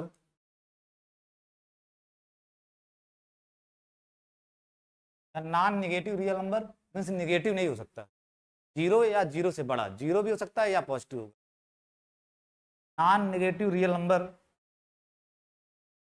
और बना कैसे रहे हो, यक्स का यक्स के साथ ही इनर प्रोडक्ट, अगर इनर प्रोडक्ट स्पेस ले रहे हो तो इसका मतलब आपके पास इनर प्रोडक्ट अवेलेबल है, आपके पास इनर प्रोडक्ट अवेलेबल है, और यक्स वी का मेंबर है, तो इनर यक्स का यक्स के साथ ही इनर प्रोडक्ट, ठीक है, और इसका positive square root, positive square root, क्योंकि स्क्वायर रूट नेगेटिव भी होता है, जब ऐसे आप लिखते हो ना, इसका मतलब पॉजिटिव स्क्वायर रूट की बात कर रहे हो, नहीं तो फिर आप ऐसे लिखना, ऐसे का मतलब अलग होता है। मैं बार बार ये चीज मैं फिर से बताता हूँ, कभी भी जानना बहुत बड़ी गलती कर देते हो, √4 का मतलब +-2 नहीं होता है, ये 10 तक चलता है, √4 का मतलब +-2 कौन कह दिया आपसे, √2 का मतलब √4 का मतलब +-2 नहीं है, √4 का मतलब 2, ये पॉजिटिव स्क्वायर रूट की बात कर रहा है, नॉन नेगेटिव स्क्वायर रूट की बात कर रहा है, ठीक है, ठीक है, √4 का मतलब ये है, अगर उसको -2 जानना होगा ना तो वो लिखेगा -√4, वो तब लिखोगे, इस जो ही लिखा जाता है तो लड़के बता देते हैं +-2, ऐसा उनकी गलती नहीं है, किताबें भी लिख दी हैं, कई किताबें भी लिख दी हैं, ठीक है। हाँ अगर ऐसा लिखा मिले x² = 4 तो फिर अलग बात है, तो फिर आपका x +-2 होगा, तो सिनारियो अलग है, these are the differences between. तो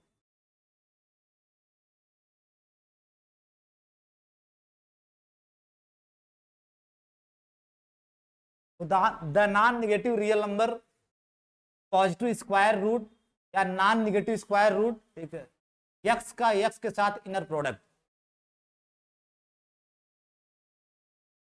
नॉन नेगेटिव रियल नंबर क्यों होगा ये, मैं लिख तो दिया बड़े आराम से, नॉन नेगेटिव रियल नंबर, अब आप जस्टिफाई करो कि नॉन नेगेटिव रियल नंबर क्यों होगा ये, क्योंकि यक्स किसी भी वेक्टर का उसी वेक्टर के साथ इनर प्रोडक्ट लोगे तो >= 0 होगा, अब इसका स्क्वायर रूट लोगे वो भी तो >= 0 होगा, ठीक है, जो ये नंबर है ये आपका >= 0 है, ठीक, और एक रियल नंबर है, नॉन नेगेटिव रियल नंबर, इसीलिए मैं सतर्क किया हूं कि निगेटिव नहीं, जब आप लिख रहे हो तो इसका मतलब बोल तो रहा हूं बार बार, या बोल रहा हूं आप लोग फिर बाद में भूल जाओगे, यहां लिख भी लो positive square root. Positive square root बोला नहीं जाता लेकिन बीएससी लेवल पे समझना चाहिए। पॉजिटिव स्क्वायर रूट या नॉन निगेटिव स्क्वायर रूट बोलते हैं। नॉन निगेटिव, निगेटिव वाला नहीं लेना है आपको, नॉन निगेटिव जो ये लिखे हो नॉन निगेटिव स्क्वायर रूट है, यानी यक्स का यक्स के साथ जो इनर प्रोडक्ट है उसका नॉन निगेटिव स्क्वायर रूट। नहीं तो फिर वही गड़बड़ी कर दोगे, जो तुम्हारे सामने आएगा √4 और तुम लोग दोगे +-2, जो कि नहीं होता है, तो फिर लिख दोगे वही तुम्हारे दिमाग में बैठा हुआ सालों से।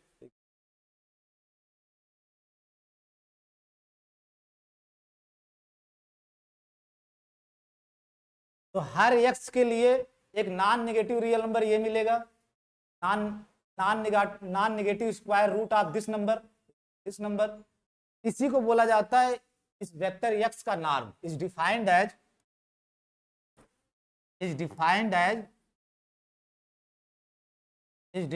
As the norm of X. Norm of X यानी जो आपका आया है ना ये नॉन नेगेटिव रियल नंबर, इसी नंबर को बोला जाता है एक्स का norm, norm of X, norm of x.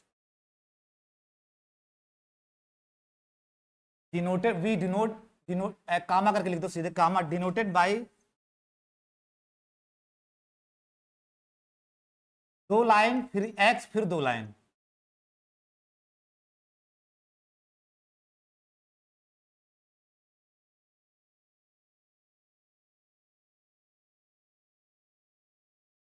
वो 10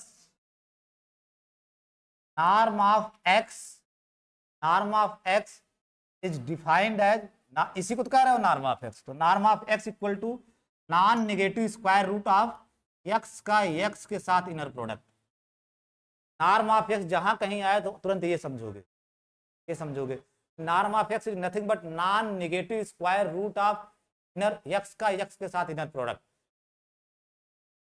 for all X belongs to,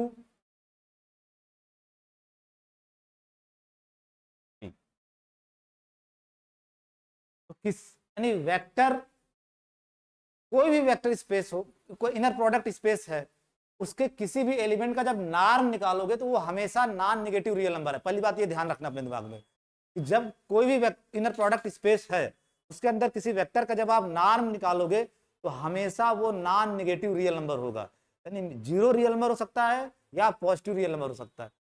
ये आपको बस थोड़ा टाइम नहीं बताता, ये जो आप पढ़ते हो ना मॉड एक्स, ठीक है, मॉड एक्स समझ नहीं है तो इसमें ही आधा घंटा खत्म हो जाएगा। मॉड एक्स जो आप आर में पढ़ते हो, ठीक है, इसी का जनरलाइजेशन है नॉर्म, नॉर्म एक्स। जब आप आर्यन ले लिए तो ठीक है आर्यन, अब लेकिन इसके पीछे ये जो समझो कि जो नॉर्म है वो मॉड का जनरलाइजेशन ही है। तो अब्स्ट्रैक्ट इनर प्रोडक्ट स्पेस के अंदर, अब्स्ट्रैक्ट इनर प्रोडक्ट स्पेस के अंदर नॉर्म एक्स का कॉन्सेप्ट है। वो कैसे डिफाइन होता है, उस वेक्टर का उसी वेक्टर के साथ इनर प्रोडक्ट लोगे और उसका नॉन निगेटिव स्क्वायर रूट लोगे, निगेटिव वाला नहीं, नॉन निगेटिव स्क्वायर रूट लोगे, वही नॉर्म ऑफ, इसी को बोलते हैं। अच्छा एक चीज बताओ, जब आप वहां करते थे रियल लाइन में ये 0 ये एक्स, ये डिस्टेंस आप क्या लिखते थे, x minus, basically mod x लिखते थे। मॉड एक्स क्या बताता था, मॉड एक्स अगर आप पार्ट 1 में जाओ तो बताया हूं, आप लेक्चर में देखना, मॉड एक्स ये बताता है एक्स का 0 से डिस्टेंस, एक्स का 0 से distance. Mod X minus Y क्या बताता है, एक्स और वाई के बीच का डिस्टेंस। अब वाई को 0 कर दो, वाई को 0 कर दो तो यही आपका मॉड एक्स होगा। इसका मतलब एक्स और 0 के बीच का डिस्टेंस, एक्स और 0 का, और एक्स और 0 का बीच का डिस्टेंस मतलब एक्स की 0 से डिस्टेंस, एक्स की 0 से डिस्टेंस, ठीक है।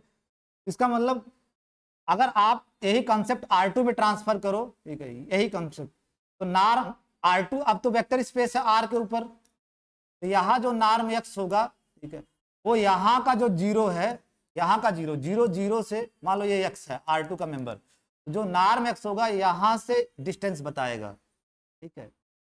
अच्छा जब ये आप एक्स लिखते हो, एक्स कुछ आपका इस तरह का होगा x1 x2, जब आप ऐसे लिखते हो तो ये जो x है इसको एज ए वेक्टर की तरह देख रहे होगे, ठीक है, एज ए वेक्टर की तरह। इसकी लेंथ जो आएगी वही क्या होगा, वही नॉर्म ऑफ एक्स, इसको बोला जाता है, ये थोड़ा मैं अभी एग्जाम्पल में कराऊंगा तो आपको और सही समझ में आ जाएगा। तो इसका एक नाम, एक तो नॉर्म ऑफ एक्स नाम है ही, एक नाम दूसरा ये है कि length of vector x, length of vector x, दूसरा नाम इसको दूसरे तरीके से बुलाते हैं length of vector x.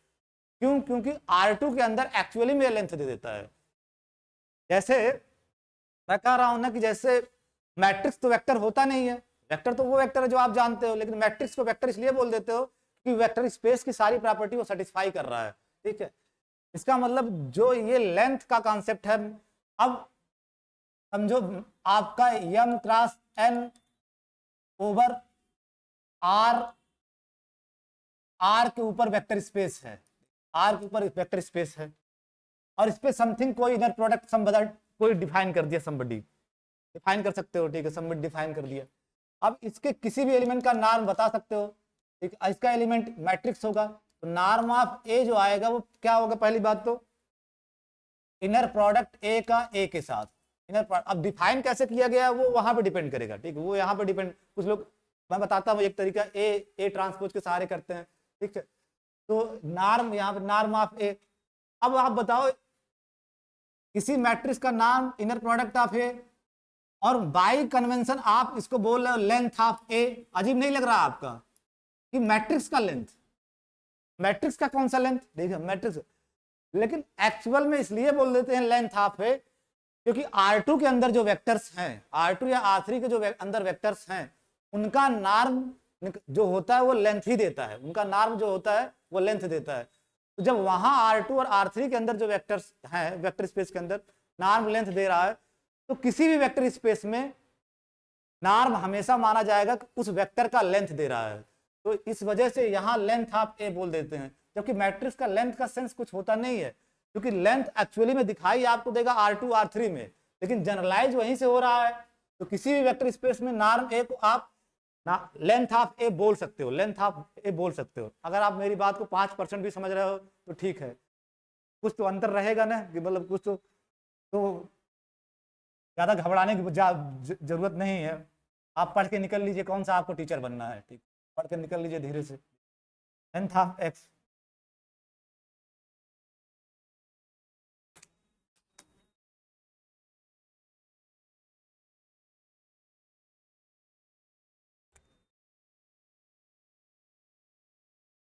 Example, अभी इसी एग्जाम्पल से आपका जस्टिफाई हो जाएगा क्यों नॉर्म ऑफ एक्स को लेंथ ऑफ एक्स भी बोलते हैं। Example, let v equal to R3, R3 ले लो जो आप जानते हो R3, और फिर यानी R3 over R vector space ले रहे हो, R3 over R vector space, consider the standard inner product on R3, consider the standard standard inner product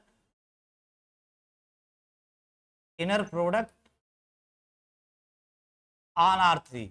standard inner product का एक नाम और होता था, कल जानते थे, यूक्लिडियन इनर प्रोडक्ट भी बोलते हैं, यूक्लिडियन इनर प्रोडक्ट, ठीक है। तो क्या करता है, प्रियांशु बताना हमको, अभी ना बताना, अभी तो तुम कहोगे क्या बताएं sir, which is given by x1 y1 x2 y2 plus x3 y3, अगर आपका कैपिटल X इस फॉर्म में x1 x2 x3 and capital Y y1 y2 y3 है,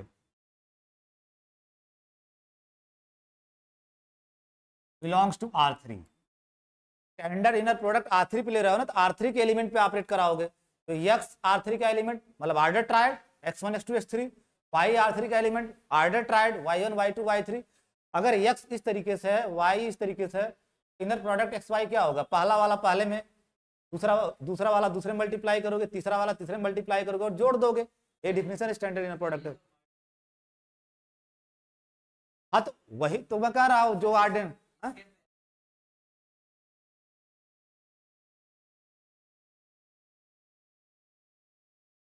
और ये कौन सा है? ये वही तो है। ऑर्डिनरी, स्टैंडर्ड, यूक्लिडियन या डॉट प्रोडक्ट, ये आप एक्चुअल में आपके डॉट प्रोडक्ट सब एक ही, ये वही तो है। कल क्या लिखवाया गया था, यहाँ आर्यन ले लिए थे, याद करो थोड़ा सा, यहाँ आर्यन ले, तो बहुत मिसकंफ्यूज हो रहे हो तुम। यहाँ आर्यन ले लिए थे, एन, या यहाँ 3 की जगह एन ले लिए थे, आर एन ओवर आर था। और यक्स अगर आपका x1 x2 xn था, y आपका y1 y2 yn था, तो इनर प्रोडक्ट xy कैसे डिफाइन था आपका, पहले का पहले में यानी x1 y1 प्लस दूसरे का दूसरे में x2 y2 plus dot dot dot xn yn। कुछ करना नहीं है, उसी में n इक्वल टू 3 रख दे रहा हूं, जो पहला एग्जाम्पल किए हो n इक्वल टू 3 रखो, यानी rn की जगह r3 ले लिया हूं। तो यही तो करोगे, पहले का पहले में मल्टीप्लाई किए प्लस दूसरे का दूसरे में मल्टीप्लाई किए प्लस तीसरे, ये डॉट प्रोडक्ट ही है ओरिजिनल, जो बचपन में आप जानते हो डॉट प्रोडक्ट है। क्योंकि हर एक्स को अब ज्यादा इसलिए नहीं बताता क्योंकि आप लोग कन्फ्यूज, हर x1 x2 x3 को आप ऐसे भी देख सकते हो, x1 i cap, x2 j cap, x3 k cap, और y को क्योंकि ज्योमेट्री में आपको पढ़ाया गया हर कोऑर्डिनेट से एक वेक्टर बना सकते हो, y को y1 y2 y3, और इसको आप y1 i cap, y2 j cap plus y3 k cap दे सकते हो। अब x डॉट प्रोडक्ट y निकालोगे तो क्या आएगा, जो बचपन पढ़ते थे x, तो ये पहले डॉट प्रोडक्ट निकालने पे क्या आता था, x dot product x1 y1 plus y x2 y2 plus x3 y3, तो वही चीज तो यहाँ भी है, चाहे स्टैंडर्ड इनर प्रोडक्ट बोलो, चाहे यूक्लिडियन इनर प्रोडक्ट बोलो, चाहे डॉट प्रोडक्ट बोलो, सब एक ही है, वो डिफाइन किया गया है, जो बचपन में जान रहे थे उसी को तो यहाँ लिखा गया है, ठीक है, वहीं से लिखा गया है, ठीक है। और इसी को आप लिख देते थे x कामा y, ठीक है, इसी को नोटेशन को x कामा y लिख दिए थे। आप उसी एग्जाम्पल को देखो ना, उसमें बस n की जगह 3 कर रहे हो, कुछ कर नहीं रहे हो, n की जगह 3 ले रहे हो।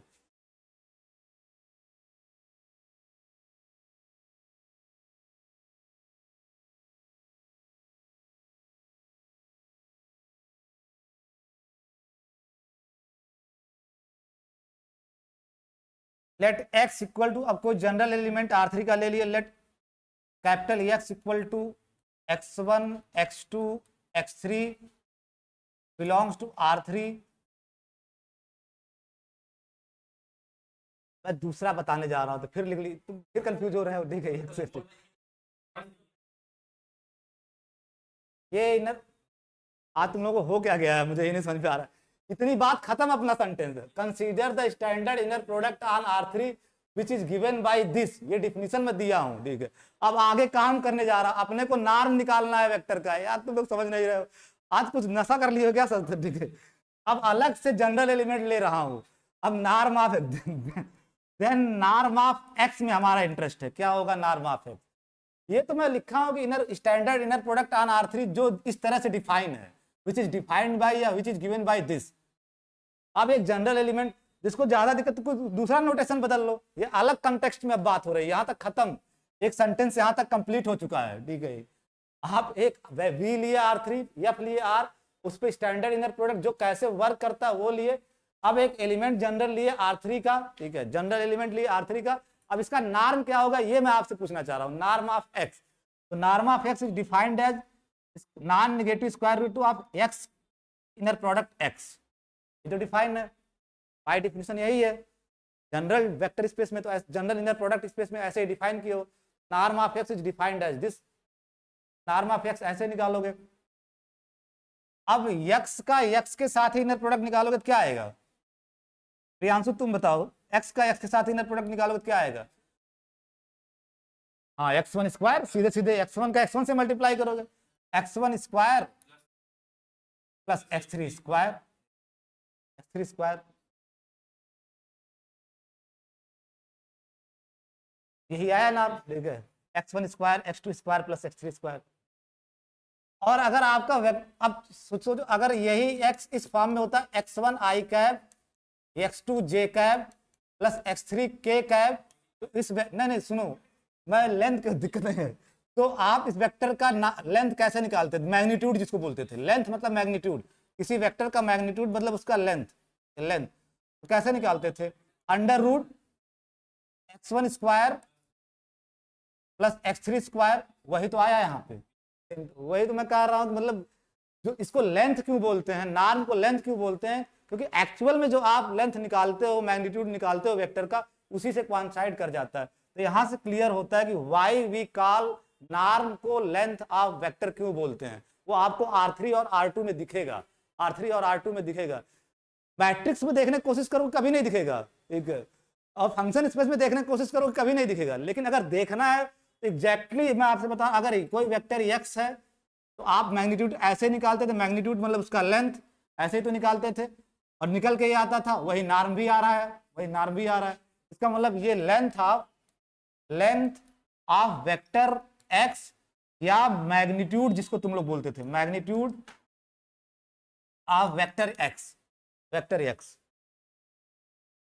तो मैं ये समझाने की कोशिश किया हूं कि जो दूसरा नाम कुछ लोग रफली बोल देते हैं कि length of vector, norm of x को लेंथ ऑफ वेक्टर इसलिए बोल देते हैं क्योंकि R2 और R3 के अंदर ये नॉर्म जो है ये मैग्नीट्यूड ही देता है, लेंथ ही देता है, वेक्टर का लेंथ ही देता है, वेक्टर का लेंथ ही देता है, ठीक है, मैग्नीट्यूड ही देता है, इस वजह से बोल देते हैं।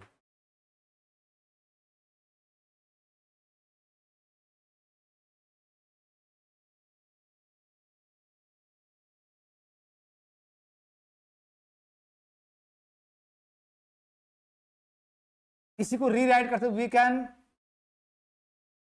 राइट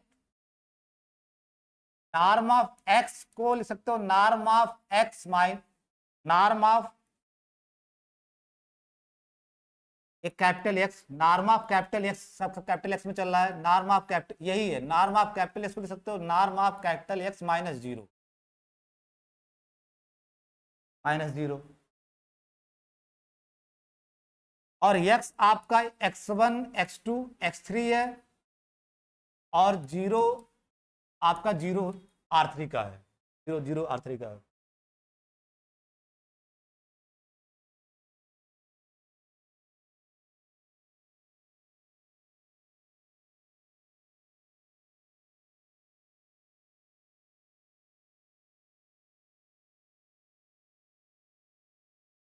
तब भूल जाना प्रियांशु, जो तुम इंटरमीडिएट, जो तुम BSc पार्ट 1 में आपको दिनेश सर पढ़ाए थे वो बताना।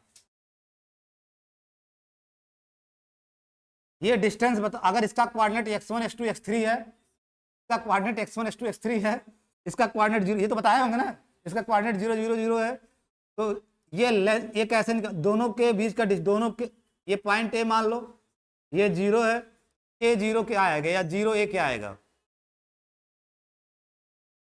हाँ ऐसे तो निकालते थे, इसका माइनस, ठीक है, तो अंडर रूट x1 माइनस 0 का स्क्वायर, x2 माइनस 0 का स्क्वायर, x3 माइनस 0 का स्क्वायर, और that is nothing but x1 square plus x2 square plus x3 square.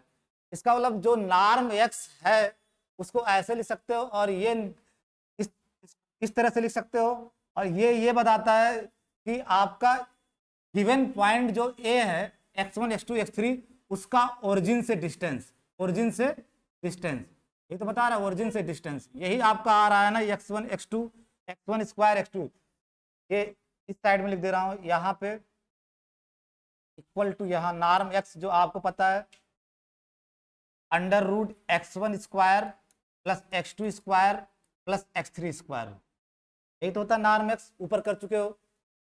तो इसका जब नॉर्म ले रहे हो, जिस पॉइंट को रिप्रेजेंट कर रहा है, तो नॉर्म x क्या बता रहा है, नॉर्म x को लिख सकते हो is equal to norm x, और नॉर्म x को लिख सकते हो norm x minus 0, that is this much.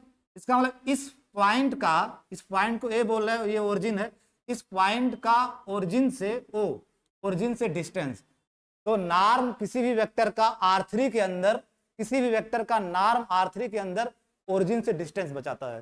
तो राइट डाउन द, इसके नीचे लिखो norm of any vector, vector या एलिमेंट, एलिमेंट क्योंकि R3 वेक्टर स्पेस है तो वेक्टर बोलोगे, एनी वेक्टर या एलिमेंट इन R3, क्योंकि वेक्टर स्पेस के एलिमेंट को आप वेक्टर बोलते हो, वेक्टर बोलो या एलिमेंट बोलो एक ही बात है। Norm of any vector in R3 measures, वो मेजर करता है, measures measures the distance of that point, यानी वह वेक्टर जिस पॉइंट को रिप्रेजेंट कर रहा होगा, ऑफ दैट पॉइंट, उस पॉइंट की डिस्टेंस बताता है ओरिजिन से, फ्रॉम द ओरिजिन। जो ही पकड़ोगे, जैसे आप 357 पकड़े, 357 पकड़े, ये R3 का मेंबर है, तो जो इसका नार्म आएगा 357 का नार्म, अब आप नार्म की डिफिनेशन आपके पास है 3 square plus 5 square plus 7 square, जो ये निकल के आएगा बेसिकली क्या होगा, ये ओरिजिन से डिस्टेंस, ओरिजिन से डिस्टेंस। तो NAARM of any vector in R3, ठीक है, या एलिमेंट बोलो, मेजर करता है the distance of that point from the origin, ठीक है। जैसे इस पॉइंट का जब नार्म निकालोगे, नार्म क्या मेजर करेगा, इस पॉइंट का ओरिजिन से डिस्टेंस। बात समझो, नहीं तो थर्ड ईयर में आपको बड़ी तकलीफ होने वाली है, ठीक है, किसी वेक्टर का, क्योंकि यहाँ वहां आप आर्यन में एनालिसिस पढ़ोगे, तो नार्म किसी भी वेक्टर का जो है वो क्या बताता है, ये तो R3 में मैं कह रहा हूं, इन जनरल आर्यन में भी ये बात सही है। आर्यन में जाओगे, यानी अब 3 को n कर दो, तो आर्यन के अंदर किसी वेक्टर का नार्म क्या बताता है, उस वेक्टर से रिप्रेजेंट होने वाला जो पॉइंट होगा उसकी ओरिजिन से डिस्टेंस, उसकी ओरिजिन से डिस्टेंस। लेकिन कब बता रहा है प्रियांशु, मेन चीज ये है कि अगर मैं इसी पे आर्यन पे जो R3 लिखा हूं, स्टैंडर्ड इनर प्रोडक्ट न लेकर के कुछ और बदल दूं, तो भी क्या ओरिजिन से डिस्टेंस बताएगा। कंडीशन ये है कि अगर आर्यन पे स्टैंडर्ड इनर प्रोडक्ट है, यूक्लिडियन इनर प्रोडक्ट है, तब आपका नार्म जो है वो ओरिजिन से डिस्टेंस बताता है, हमेशा नहीं। ये पूछा जाता है क्या R3 में हमेशा किसी वेक्टर का नार्म, ठीक है, हमेशा किसी वेक्टर का नार्म ओरिजिन से डिस्टेंस बताएगा, आंसर इन जनरल नो। लेकिन अगर आप उस पर स्टैंडर्ड इनर प्रोडक्ट ले रहे हो, तो वो नार्म उस टाइम पे नार्म ओरिजिन से डिस्टेंस बताएगा, ओरिजिन से डिस्टेंस बताएगा।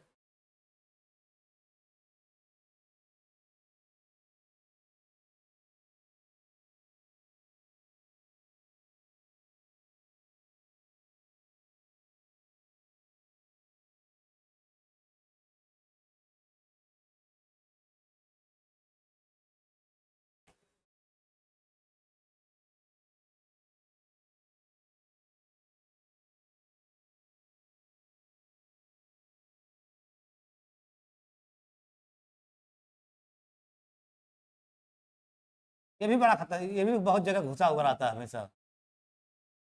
कोसी कोसी स्वार्ज इनइक्वलिटी, प्रियांशु इस बार नहीं है।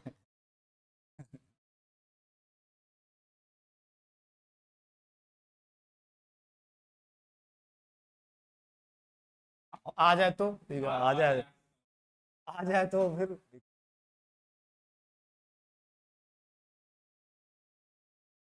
Late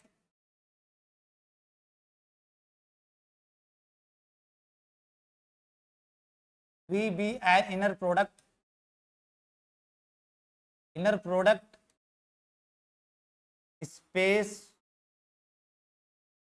over a field F. लेकिन इस पूरे टॉपिक में फील्ड दो ही हो सकता है, या तो आर या तो सी। बार बार लिखता नहीं हो, लेकिन आप ये जानते रहिएगा, या तो आर होगा या तो सी होगा। जेटपी फेटपी नहीं होता है यहाँ पे, तो प्योर ज्योमेट्री वालों का कॉन्सेप्ट है। यहाँ या तो फील्ड आर होगा या तो फील्ड सी होगा। तो let V with this inner product be an inner product space over a field F. Let X Y belongs to V, X Y belongs to B. Priyanshu लिख लो तो पूछता हूँ तुमसे। नहीं तो ये भी कोसी स्वार्थ कोई बहुत बड़ा काम नहीं किए थे, ये दो लोग मिलके किए थे। कौन कौन? कोसी और स्वार्थ। जैसे तुम और दिनेश सर अगले दिन कुछ करने वाले हो, ठीक है, कुछ खोज वोज कर लिए तो भाई मतलब खतरा रहता है तुम लोग, पता चला तुम हम मिलके एक थ्योरम निकाल दिए तो ठीक है। अब मान लिए कर लिए तो करके जब आओगे तो मैं कहूंगा ये कौन सा नया काम है, ये तो मतलब आजकल के कक्षा 2 के लड़के भी करते हैं। मुझे पता है कि जो करोगे तो तुम्हारा कुछ इनोवेटिव हो सकता है, वो जब करेंगे तो मुझे एक बार सोचना पड़ेगा कि ठीक है। तो जब तुम ये करते थे, ये वेक्टर ए है, ये वेक्टर बी है, इसके बीच का ये एंगल है, तो ए डॉट बी बराबर क्या आता है आपका, मतलब ए बी कास्ट थीटा, तो ए क्या होता होता, हाँ मॉड ए mod B cos theta, cos theta यही तो होता था, मॉड ए मॉड बी कास्ट थीटा। और कास्ट थीटा आपका लेस आर, इसमें तो कोई डाउट होगा नहीं, cos theta less or equal to 1 होता है, इसमें भी डाउट है, सोच लो एक बार, cos theta cos theta less or equal 1 होगा नहीं, हाँ इसकी रेंज क्लोज इंटरवल -1 माना तो लेस आर इक्वल टू 1 होगा ना, हाँ मतलब वही, ठीक है ठीक है, ये कास्ट थीटा, ठीक है। तो अगर ये आपका cos theta less or equal to 1 है, तो मॉड ए मतलब magnitude of a magnitude of b cos theta किससे लेस आर इक्वल होगा आप मल्टीप्लाई कर रहे हो दोनों तरफ, किससे लेस आर इक्वल होगा, mod of a mod of b, ठीक है मॉड ऑफ बी इससे, और ये आपका है क्या,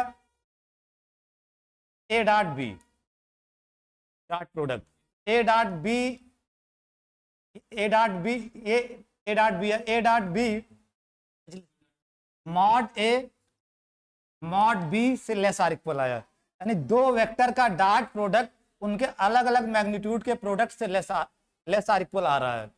इसको अपने नोटेशन में आप क्या लिखोगे, ऐसे लिखते हो ना, this is less or equal to, और अपने नोटेशन में आप इसको क्या लिखोगे, नॉर्म ऑफ ए, मैग्नीट्यूड को नॉर्म ऑफ है, और बी को क्या लिखोगे, नॉर्म ऑफ बी, ठीक है।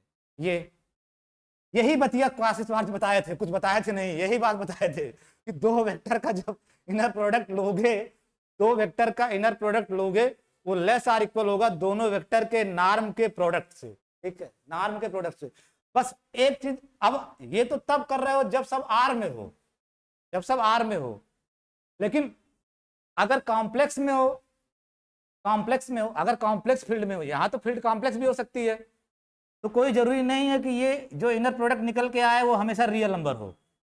अगर आपकी फील्ड सी है तो कोई, अगर फील्ड सी है, खतरा ये भी तो है कि inner product of a b जो निकाल रहे हैं वो सी का मेंबर हो जाए, सी का मेंबर, फील्ड का मेंबर होता है, फील्ड सी भी हो सकता है, तो सी का मेंबर हो जाए, लेकिन आपको चाहिए रियल नंबर। अब कॉम्प्लेक्स नंबर को रियल नंबर कैसे बना सकते हो, हाँ एक कॉम्प्लेक्स नंबर से एक रियल नंबर एसोसिएट करना हो, मान लो जेड है, most natural x plus I Y, most natural दिमाग में तुम्हारे क्या आएगा, इससे एसोसिएट करना एक रियल नंबर, इससे एक रियल नंबर एसोसिएट करना, तो ज्यादा यार तुम नेचुरल नहीं सोचते, इसीलिए तुम लोग फील्ड मेडलिस्ट नहीं बन पाओगे, नेचुरल नहीं सोचते। मॉड जेड इससे एसोसिएट करना है तो एक real number mod Z associate कर सकते हो, देखो। तो अगर इन जनरल अगर ये जो आप लिखे हो वो सब आप R2 ओवर R में करते हो, R3 ओवर में R में, लेकिन हो सकता है आप जो आप जनरलाइज जब इनर प्रोडक्ट स्पेस में कर रहे हो तो वहां कॉम्प्लेक्स नंबर भी आ सकता है, तो क्या करोगे, यहाँ मॉड ले लोगे, मॉड, अगर ये कॉम्प्लेक्स नंबर है तो मैग्नीट्यूड लोगे तब ये रियल नंबर बन जाएगा, ठीक है। और यही बात उसने कहा था, देन x का y के साथ इनर प्रोडक्ट का मैग्नीट्यूड मॉड, मतलब मैग्नीट्यूड नहीं, ये कॉम्प्लेक्स नंबर है तो mod of complex number, mod of complex number. तो कोई बहुत बड़ी चीज बताए थे क्या वो कोशिश वार्स, हम लोग लेट पैदा हुए, तुम भी लेट पैदा हुए, नहीं तो ये सब मतलब हम ही लोग किए होते, ठीक है ठीक है। तो x Y belongs to a, then x Y का इनर प्रोडक्ट का मॉड, ठीक है, और ये मॉड समझ रहे हो कॉम्प्लेक्स नंबर वाला मॉड है, ये कॉम्प्लेक्स नंबर, इसको क्या बोलते हैं तुम लोग, मॉड ऑफ जेड, मैग्नीट्यूड भी बोलते हैं, पता नहीं, ठीक है। लेस आर इक्वल नॉमेनक्लेचर, तो कॉम्प्लेक्स नंबर वाला mod, less or equal to क्या होगा, लेस आर इक्वल टू सब कर चुके, norm of x into norm of y,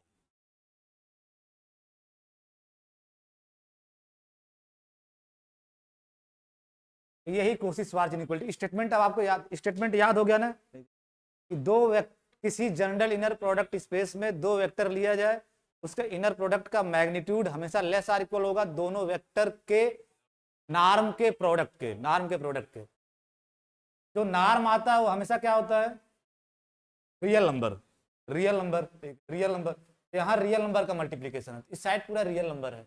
और यहाँ अगर ये कॉम्प्लेक्स नंबर भी है और मॉड ले लिए हो तो ये भी रियल नंबर है, इस साइड भी आपका रियल नंबर है और इस साइड भी रियल नंबर। ये आप कंसिस्टेंसी चेक कर लेना, पता चला इधर रियल नंबर इधर complex number.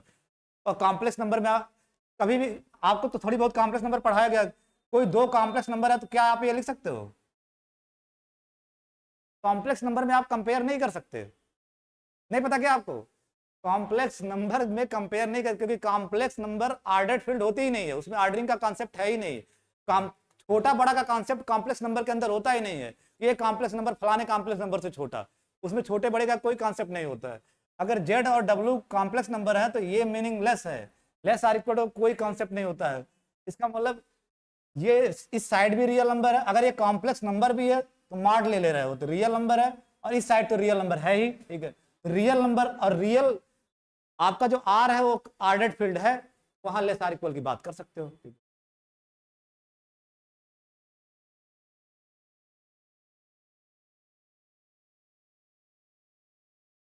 And equality holds, equality holds if and only if, equality holds less or equal है तो उसमें इक्वलिटी भी तो है, कब इक्वल हो जाएंगे? जो वेक्टर एक्स वाई है अगर वो लीनियरली डिपेंडेंट हो जाए, एक्स कामा वाई से सेट बनाओ is linearly dependent, linearly dependent.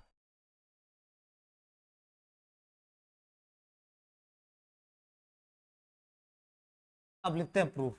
Statement समझ में आ जाए तो ज्यादा महत्वपूर्ण है, क्योंकि स्टेट एंड प्रूफ करके आता है।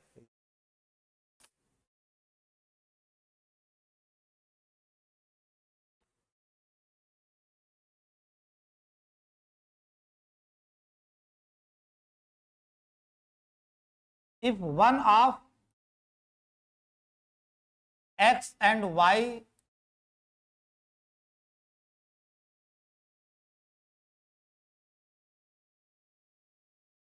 इफ एट लीस्ट, हो सकता है दोनों ही आपके जीरो हो जाएं, if at least one of x and y is zero, zero मतलब जीरो वेक्टर बी का zero,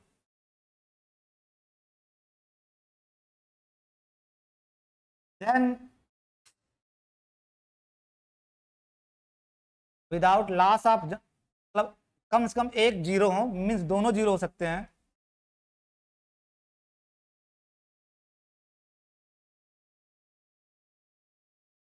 comma without loss of generality, आप एस्यूम कर लो कि एक्स जीरो है, ठीक है। एक्स भी जीरो हो सकता है, या तो वाई जीरो होगा या तो दोनों जीरो होगा, एक अपनी चॉइस से जिसको जो मन कहे। एक zero without loss of generality, WLOG without loss of generality, taking x equal to zero. आप वाई को भी ले सकते हो एक्स इक्वल टू जीरो,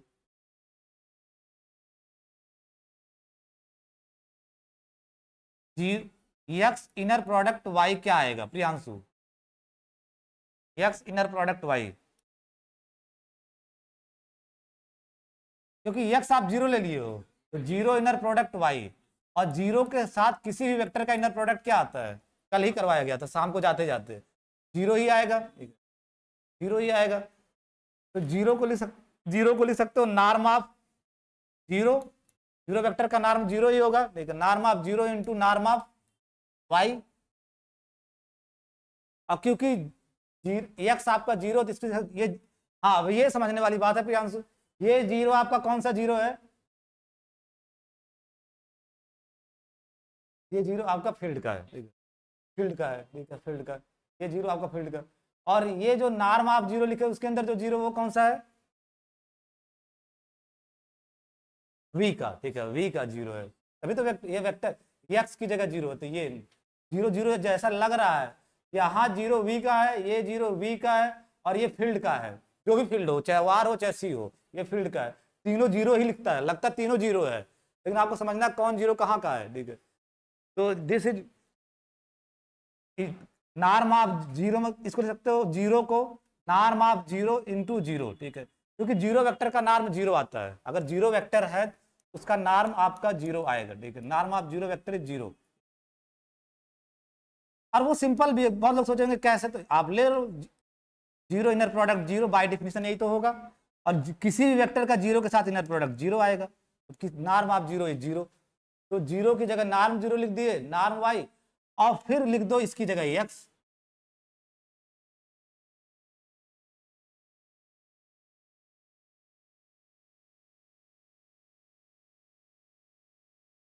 यहां मार्ड लगा दो, यहां मार्ड लगा दो, कोई फर्क पड़ता नहीं है मार्ड लगाने से। मार्ड लगाने से क्या फर्क कर, सारा गतिविधि तो आगे कर रहे हो।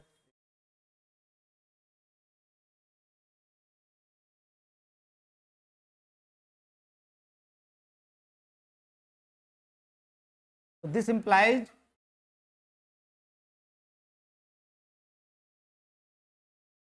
इस केस में इक्वल आ रहा है, ठीक। अगर एक भी जीरो हुआ, दोनों जीरो हो या एक भी जीरो हुआ, तो magnitude of inner product of x y equal to norm of x into norm of y. और अगर इक्वल है तो लेस आर इक्वल लिख ही सकते हो, ये तो कितनी बार समझाया हूं, ठीक। दैट इज नहीं, this implies that, this implies that अगर इक्वल है तो लेस आर इक्वल भी लिख सकते हो। ये ट्रिवियल केस है, अगर एक भी उसमें से जीरो हुआ तो अपने आप ये होल्ड करेगा, होल्ड कर रहा है, ठीक है, होल्ड कर रहा है। और प्रियांशु बराबर भी है, बेसिकली पहले बराबर आया है और फिर लेस आर इक्वल लिख रहे हो। अब बराबर कब आएगा, equality holds if and only linearly, और लिनियरली डिपेंडेंट क्यों होगा, x y. In this case यहाँ एक चीज ये सब चीजें समझने वाले आप इन क्यों अब बराबर आ रहा है जिसका मतलब लिनियरली डिपेंडेंट होगा एक्स वाई, तभी तो बराबर आ रहा है। ये बराबर तभी आएगा जब लिनियरली डिपेंडेंट होंगे। बराबर क्यों आ रहा है, क्योंकि एक्स जीरो है, और किसी भी सेट में अगर एक भी वेक्टर जीरो हुआ तो वो एलडी होगा। ये तो मतलब आजकल का मतलब कोई भी लीनियर अलजेब्रा एकदम बिगिनर आदमी वही बताएगा कि एक सेट है, अगर एक को वेक्टर उसमें जीरो हुआ तो एलडी सेट हो जाएगा। एलडी इस केस में एलडी भी है।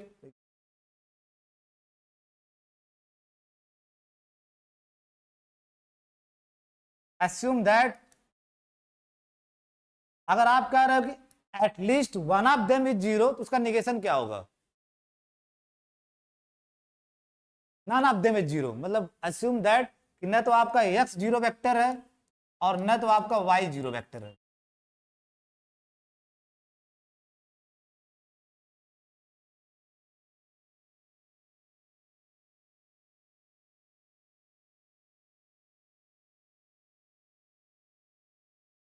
आप अल्फा कोई भी आर्बिट्रेरी फील्ड का एलिमेंट चूज कर, कोई भी, उसमें कोई रिस्ट्रिक्शन नहीं है। Let alpha be any arbitrary element of the field F, कुछ भी हो सकता है एफ के अंदर आप लेके चल रहे हो। देन प्रियांशु बताना, x minus alpha y, x minus alpha y का इनर प्रोडक्ट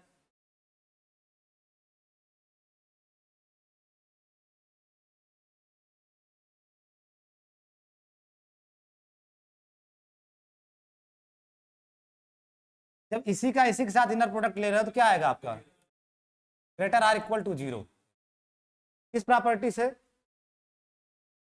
S3 नहीं, मतलब तीसरी प्रॉपर्टी इनर प्रोडक्ट की, उसी के साथ इनर प्रोडक्ट ले रहे हो तो greater or equal to zero होगा, ठीक है, greater or equal to zero. X y जो लेके चल रहे हैं वो है अल्फा कोई भी आर्बिट्रेरी एलिमेंट है फील्ड का। अब आगे सब कैलकुलेशन, कॉन्सेप्ट खत्म, अब सब कैलकुलेशन है। अब इनर प्रोडक्ट की सारी गुणा भाग करो थोड़ा बहुत, this implies that, inner product खोलो, आपका क्या आएगा, पहला उठाए और दोनों के साथ अलग अलग करो, तो एक्स का एक्स के साथ इनर प्रोडक्ट पहले का पहले के साथ, प्लस एक्स का माइनस अल्फा वाई के साथ इनर प्रोडक्ट। ये तो कल लिखवाया था, अगर अल्फा एक्स प्लस बीटा भूल, मतलब एक उठाओगे दोनों के साथ इनर प्रोडक्ट, ठीक।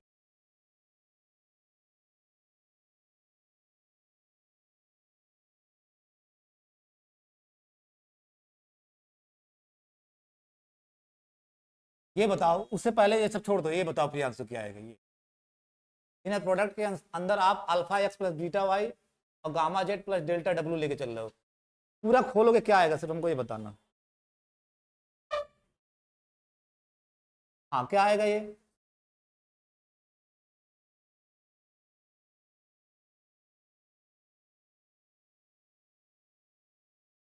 गड़बड़ा, वही मैं कह रहा हूँ, गड़बड़ा काहे रहा है।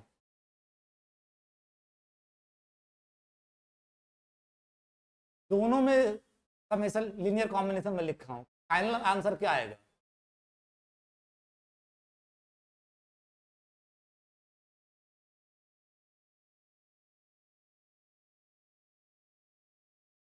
वन बाय वन खोलोगे, अल्फा एक्स, इसको उठाओगे एक बार इसके साथ, गामा जेड के साथ inner product, alpha x delta डब्ल्यू के साथ इनर प्रोडक्ट, अब प्लस ये फिर दूसरा उठाओगे बीटा वाई गामा जेड के साथ इनर प्रोडक्ट, और plus beta y inner product delta डब्ल्यू। ठीक है, अब यहां से ये पहले वाले से जब बाहर होता है बिना बार के आएगा, तो अल्फा, और यहां से बाहर होगा तो बार आएगा, गामा बार इनर प्रोडक्ट एक्स जेड, और प्लस यहां से आपका क्या आएगा, अल्फा डेल्टा बार इनर प्रोडक्ट एक्स डब्ल्यू, और यहां से क्या आएगा आपका प्लस बीटा गामा बार इनर प्रोडक्ट वाई जेड, और यहां से क्या आएगा आपका प्लस बीटा डेल्टा बार इनर प्रोडक्ट वाई डब्ल्यू।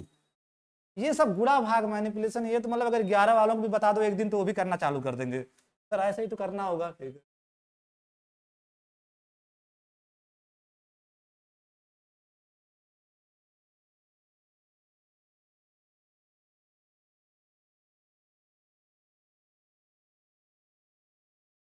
तो वही काम कर रहे हो, यक्स उठाए एक बार इसके साथ इनर प्रोडक्ट और एक बार इसके साथ इनर प्रोडक्ट, जैसा वहां किए थे। अब प्लस, अब दूसरा वेक्टर उठाए माइनस अल्फा वाई का इनर प्रोडक्ट एक्स के साथ, और प्लस इसका दूसरे के साथ minus alpha x, alpha sorry alpha y का माइनस अल्फा वाई के साथ inner product greater or equal to zero. इधर वाला तो पड़ा रहेगा greater or equal to zero, बस इसको खोले हो, तो खोले हो। खोलने का तरीका बड़ा सिंपल है, पहला उठाए दोनों के साथ इनर प्रोडक्ट, फिर दूसरा उठाए दोनों के साथ इनर प्रोडक्ट, सब में इनर प्रोडक्ट की प्रॉपर्टी यूज हो रही है। This implies that norm of x square, क्यों प्रियांशु, क्यों ये नॉर्म एक्स, इसकी जगह मैं नॉर्म एक्स स्क्वायर क्यों लिख दे रहा हूँ? होता है तो क्यों होता है?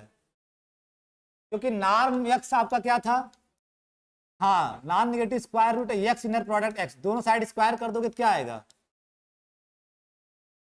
यही तो आएगा जब स्क्वायर करोगे। अगर नॉर्म एक्स ऐसे स्क्वायर रूट ऑफ, तो स्क्वायर करोगे तो सीधे आ जाएगा ये। ठीक है, ये जान लो जहां भी ऐसा आया अपने के साथ अपना इनर प्रोडक्ट जब भी आया तो तुरंत नॉर्म एक्स स्क्वायर लिख देना, बहुत आगे यूज होगा तुरंत। ठीक है, अगर मेरा मेरे साथ इनर प्रोडक्ट आया तो उसका स्क्वायर, उसका स्क्वायर नहीं उसके नॉर्म का स्क्वायर।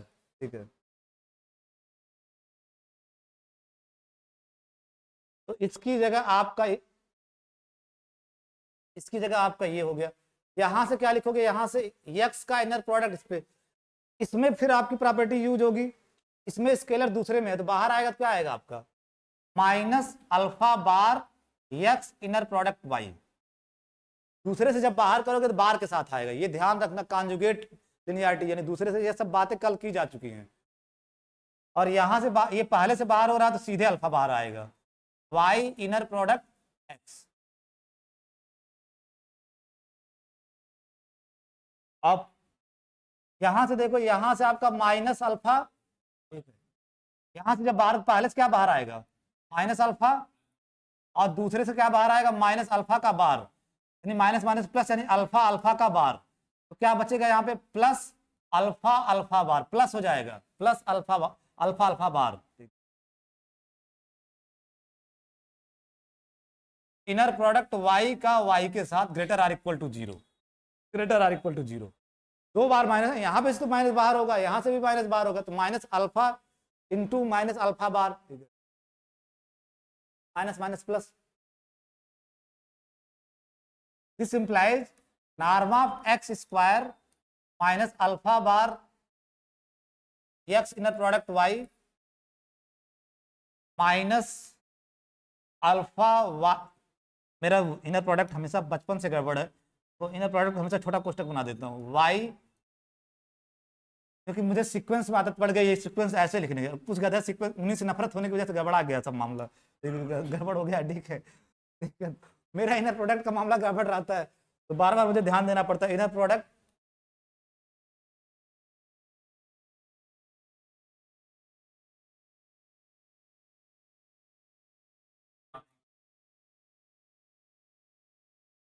ये समझना, उसकी जगह नॉर्म वाई स्क्वायर लिख दिए, क्योंकि नॉर्म वाई होता है स्क्वायर रूट, स्क्वायर करोगे तो करड़ी हट जाएगी।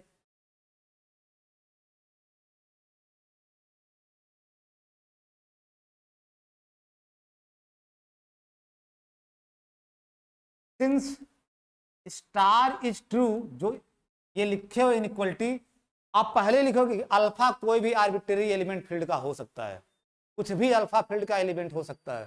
तो since star is true for every alpha in F, यानी ये जो इनइक्वलिटी लिखे हो, इनइक्वलिटी स्टार, ये किसी भी अल्फा के लिए सही हो सकता है।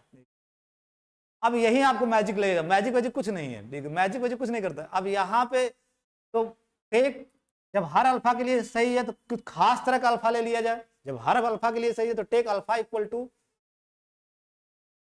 Inner product x y upon inner product x Y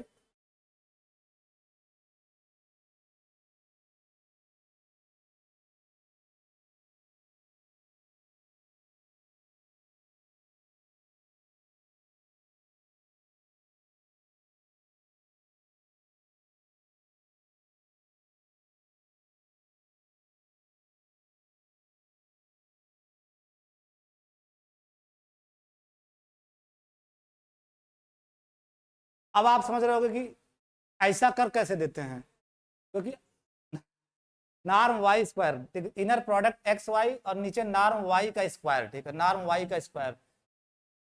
बस ये गारंटी करना है कि ये फील्ड का एलिमेंट, जो अल्फा ले रहे हो, जो इस साइड लिख रहे हो, वो फील्ड का एलिमेंट है कि नहीं।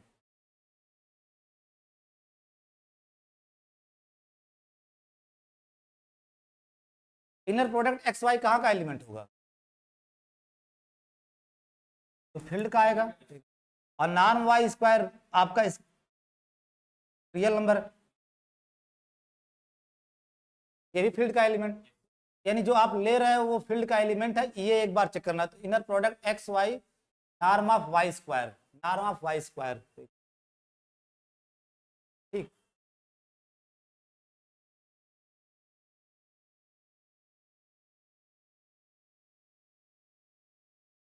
तो नॉर्म ऑफ एक्स स्क्वायर और अल्फा, अब अल्फा की जगह ये रख दो, जब हर अल्फा के लिए से take alpha equal to this, और इस अल्फा को स्टार में रख दो, take alpha equal to this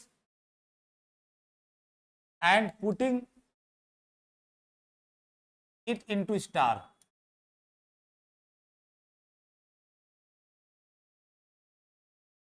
तो नॉर्म एक्स स्क्वायर और अल्फा बार क्या होगा, अगर अल्फा ये है तो अल्फा बार क्या होगा, एक्स वाई का bar upon norm of Y square. ये तो रियल नंबर है, ठीक है, ये तो रियल नंबर है, तो इसका बार क्या है, इसका तो कोई बार आएगा, इसका बार करोगे तो यही निकल के आएगा।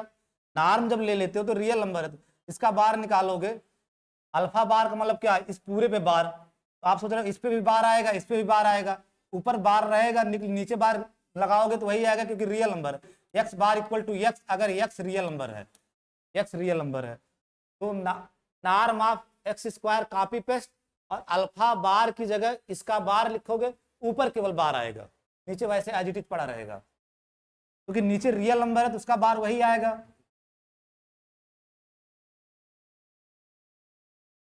और माइनस अल्फा, अल्फा डायरेक्ट रख दो वहां पे, inner product x y upon norm of Y square, norm of Y square.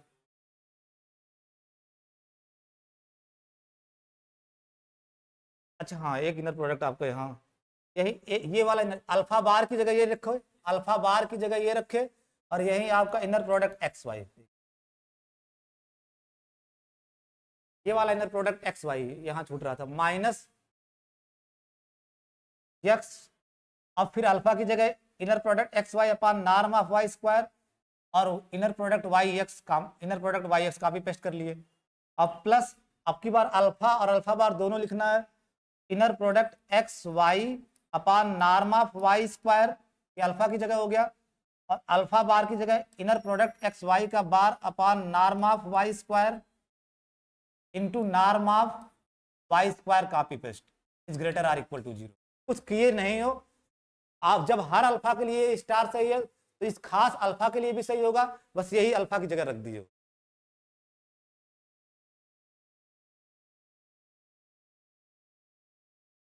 This implies norm of x square, norm of x square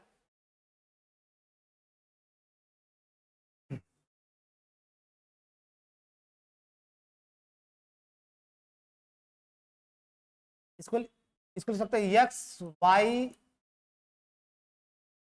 x Y का बार, ये पहले लिख दिया, एक्स वाई का bar upon norm Y square. Field multiplication field के element है, field multiplication commutative है, किसी को पहले बाद में कर सकते हो, उससे कोई फर्क नहीं पड़ेगा। और माइनस एक्स वाई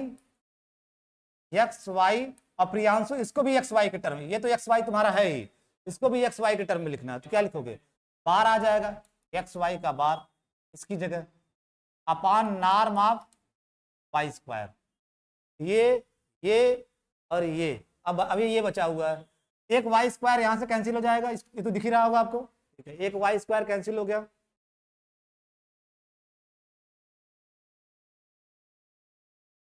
तो यहां केवल क्या बचेगा, इतने इसके पास minus plus sorry inner product x Y का बार प्लस के साथ है upon norm of Y square greater or equal to, proof खत्म होने वाला है, लास्ट चरण में है। आप देखोगे कि ये तीनों, ये चीज और ये चीज तीनों सेम ही है, तीनों सेम ही है, काट दो, एक ठीक काट दो, इसको इससे खत्म कर देते हैं, ठीक है, ये खत्म हो गया। तो आपका क्या आ गया, norm, this implies that norm of x square minus इसका कॉन्जुगेट है जेड बार, क्या आ जाएगा, जेड बार क्या आता है, मॉड जेड स्क्वायर मींस इसके मॉड का स्क्वायर, तो mod of inner product x Y का square z bar mod z square, ये जेड की जगह सोचो तो mod z square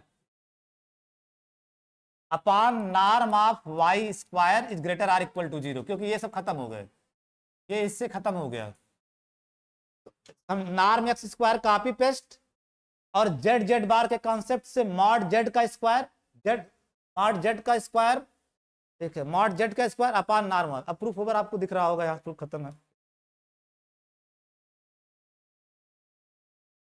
this implies norm of x square is greater or equal to mod inner product x Y का square upon norm Y square, जिसको आप पक्षांतर बोलते हो, मेरे हिसाब से जोड़ना, मतलब इसी का एडिटिव इनवर्स जोड़ दे रहे हो दोनों साइड, या इधर कर दे रहे हो, जो भी आप समझो। This implies that norm Y square से मल्टीप्लाई कर सकते हो और इनइक्वलिटी चेंज नहीं होगी, क्यों, जवाब ये एनालिसिस का है, ये अलजेब्रा खत्म यहाँ से, नॉर्म वाई स्क्वायर से दोनों साइड मल्टीप्लाई करोगे इनइक्वलिटी चेंज नहीं होगी, क्यों, क्योंकि वाई नॉन जीरो वेक्टर है, और वाई नॉन जीरो वेक्टर उसका नॉर्म हमेशा ग्रेटर देन जीरो होगा, इसका मतलब पॉजिटिव रियल नंबर है, ठीक है, पॉजिटिव रियल नंबर तो मल्टीप्लाई करने से इक्वलिटी चेंज नहीं होगा, तो norm of x square norm of Y square is greater, इधर मल्टीप्लाई किए नॉर्म वाई स्क्वायर से, मल्टीप्लाई करने पर इक्वलिटी रियल नहीं चेंज हो रही है, क्योंकि वाई नॉन जीरो वेक्टर है, उसका नॉर्म पॉजिटिव होगा और इसका स्क्वायर भी पॉजिटिव होगा, तो पॉजिटिव नंबर से मल्टीप्लाई करने पर इक्वलिटी चेंज नहीं होती, और इधर मल्टीप्लाई करोगे तो जो बचेगा क्या, ये खत्म हो जाएगा, इधर मल्टीप्लाई करोगे तो खत्म हो जाएगा, तो modulus of complex number inner product x Y का स्क्वायर, अब इसको पहले लिख दो, or mod of inner product x Y का स्क्वायर लेस आर इक्वल, जब ये पहले लिखोगे तो इधर से देखोगे तो ये लेस आर इक्वल है, इससे ये less or equal to norm of x square norm of Y square,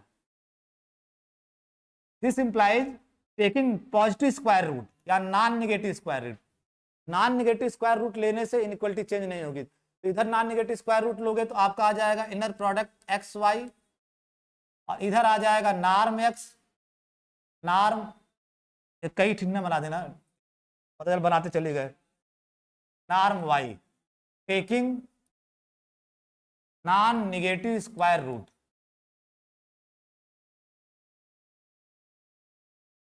square root on both sides. ये एनालिसिस के किस रूल से हो रहा है कोई बता सकता है, इसमें एनालिसिस फिर यूज हो रही है, लेकिन आप किस से हो रही है सोचना है इसको, कि अगर स्क्वायर है और फिर नॉन नेगेटिव स्क्वायर रूट लेने से इनइक्वलिटी चेंज नहीं होती, इक्वलिटी चेंज नहीं होती। ऐसा होता है इस वजह से नहीं है, अच्छा खासा ये सवाल बनता है एनालिसिस में। ये कहाँ की वीडियो, अभी आधा कमा बचा है, ठीक है। ये तो लेस आर इक्वल दिखा है। अब आपको दिखाना है इक्वलिटी कब होल्ड करेगी। डाउट वाला पूछो। हाँ हाँ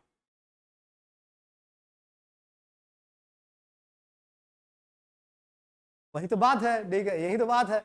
हमको ये इनइक्वलिटी स्टेब्लिश करनी है, और ये चीज आपको स्टेब्लिश करना है हर काम का एक। जैसे अगर तुम्हें 50 नंबर पाना है लीनियर अलजेब्रा में, उसके लिए जरूरी क्या है, 5 यूनिट, वो भी कायदे से आपको आना चाहिए, ठीक है, कायदे से आना चाहिए। हमने एक इनइक्वलिटी डेवलप की जो हर अल्फा के लिए सही है, लेकिन टारगेट हमारा वो नहीं है, टारगेट हमारा है ये अचीव करना, टारगेट हमारा है ये अचीव करना। हर अल्फा लेने, हर अल्फा की वजह से ये नहीं आएगा, लेकिन जब वो इनइक्वलिटी हर अल्फा के लिए सही है, कुछ एक खास अल्फा ले लीजिए, जो चीज हर अल्फा के लिए सही है तो एक खास अल्फा के लिए भी सही होगा, और उस खास अल्फा लेने पर ये इनइक्वलिटी आपकी आ जा रही है, ये इनइक्वलिटी आ जा रही है। और ये मैं बोला था ना, मुझे कैसे पता चला, मुझे नहीं, मुझे पता इसीलिए चल गया कि नॉर्म एक्स स्क्वायर तो ऊपर दिख रहा था, और उधर अल्फा अल्फा बार दिख रहा था, नॉर्म वाई स्क्वायर दिख रहा था। तो आप समझ पा रहे हो, क्योंकि आपका अल्टीमेट वो इनइक्वलिटी नहीं है जहां अल्फा फल्फा लिखे हो, अल्टीमेट आपका है कि ये आना, अल्टीमेट आना है ये। और ये तभी आएगा जब अल्फा को आप inner product x y upon norm Y square लोगे, तब ये आ रहा है। उसके पहले जो इनइक्वलिटी आप किए हो उसको लिखे हो कि फॉर ऑल अल्फा के लिए सही है। अब जब वो हर अल्फा के लिए सही है तो इस अल्फा के लिए भी सही होगा, और जो ही इस अल्फा को उसमें रखोगे अपना रिक्वायर्ड आ जाएगा। आप समझ पाए, क्योंकि समझाना भविष्य में तुमको ही है ना, मुझे तो अब ये देखे। Next, equality holds if and only if.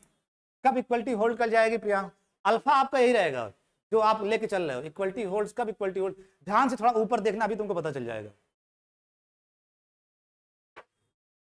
यही तो लेके चले थे, x minus alpha y, x minus alpha y greater or equal to 0, ये लेके चले थे इन जनरल। तब आपका ये लेस आर इक्वल आ रहा है, और आपसे मैं कहूँ कि इक्वलिटी कब आ जाएगी, जब आप इक्वल टू 0 लेके चलोगे, इक्वल टू 0 लेके चलोगे, ठीक है। Equality holds if and only if norm of x minus alpha y, x minus alpha y is equal to 0।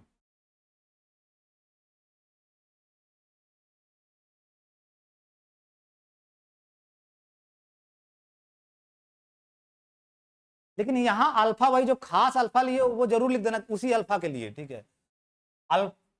Where alpha आपका वही है इनर प्रोडक्ट एक्स वाई, क्योंकि जो ये आपका ये जो आ रहा है इसमें लेस आर इक्वल, ये तभी आ रहा है जब आप अल्फा ये लेके चल रहे हो, ये लेके चल रहे हो तभी आ रहा है, नहीं तो नहीं आ रहा है। इसी अल्फा के लेने पे आ रहा है। सोचो रैंडम अल्फा ले लेंगे उसके लिए आ जाएगा तो कतई नहीं आएगा, इसी अल्फा। और यहाँ इसी में बस आपको इक्वलिटी लाना है, कुछ करना थोड़ी नहीं, इसी में इक्वलिटी। तो जो यहाँ अल्फा है वो अल्फा यही है, बस इक्वल टू 0 की जगह, ग्रेटर आर इक्वल टू 0 की जगह आप इक्वल टू 0 ले लिए, इक्वल टू 0 ले लिए, ठीक है। बराबर आने के लिए इक्वलिटी होनी चाहिए, इक्वल टू 0 हो जाए।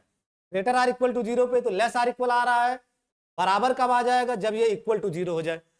And this is nothing but if and only किसी वेक्टर का उसी वेक्टर के साथ इनर प्रोडक्ट 0 कब आता है, इनर प्रोडक्ट की तीसरी प्रॉपर्टी, v का इनर प्रोडक्ट v के साथ 0 कब आता है, हाँ जब वो वेक्टर 0 हो जाए, यानी x minus alpha y equal to 0। If and only x equal to alpha y, where alpha आपका क्या है, inner product x y upon norm of Y square, जो कि है तो फील्ड का एलिमेंट ही, है तो फील्ड का एलिमेंट ही। अब एक्स वाई का स्केलर मल्टीप्लीकेशन, एक्स वाई का स्केलर मल्टीपल हो गया, एक्स वाई का। तो जब भी एक वेक्टर दूसरे का स्केलर मल्टीपल हो जाएगा तो if and only set x y फिर क्या हो जाएगा, अगर एक्स वाई के फॉर्म में लिख सकते हो तो ये कितनी बार आपको बताया जाए दो vector is linearly dependent, is linearly dependent. अब क्यूवीडी लिख दो प्रेम से, क्यूवीडी। ठीक, तो फिर आते हैं 10 मिनट का ब्रेक, 5 मिनट का ब्रेक ले लो फिर।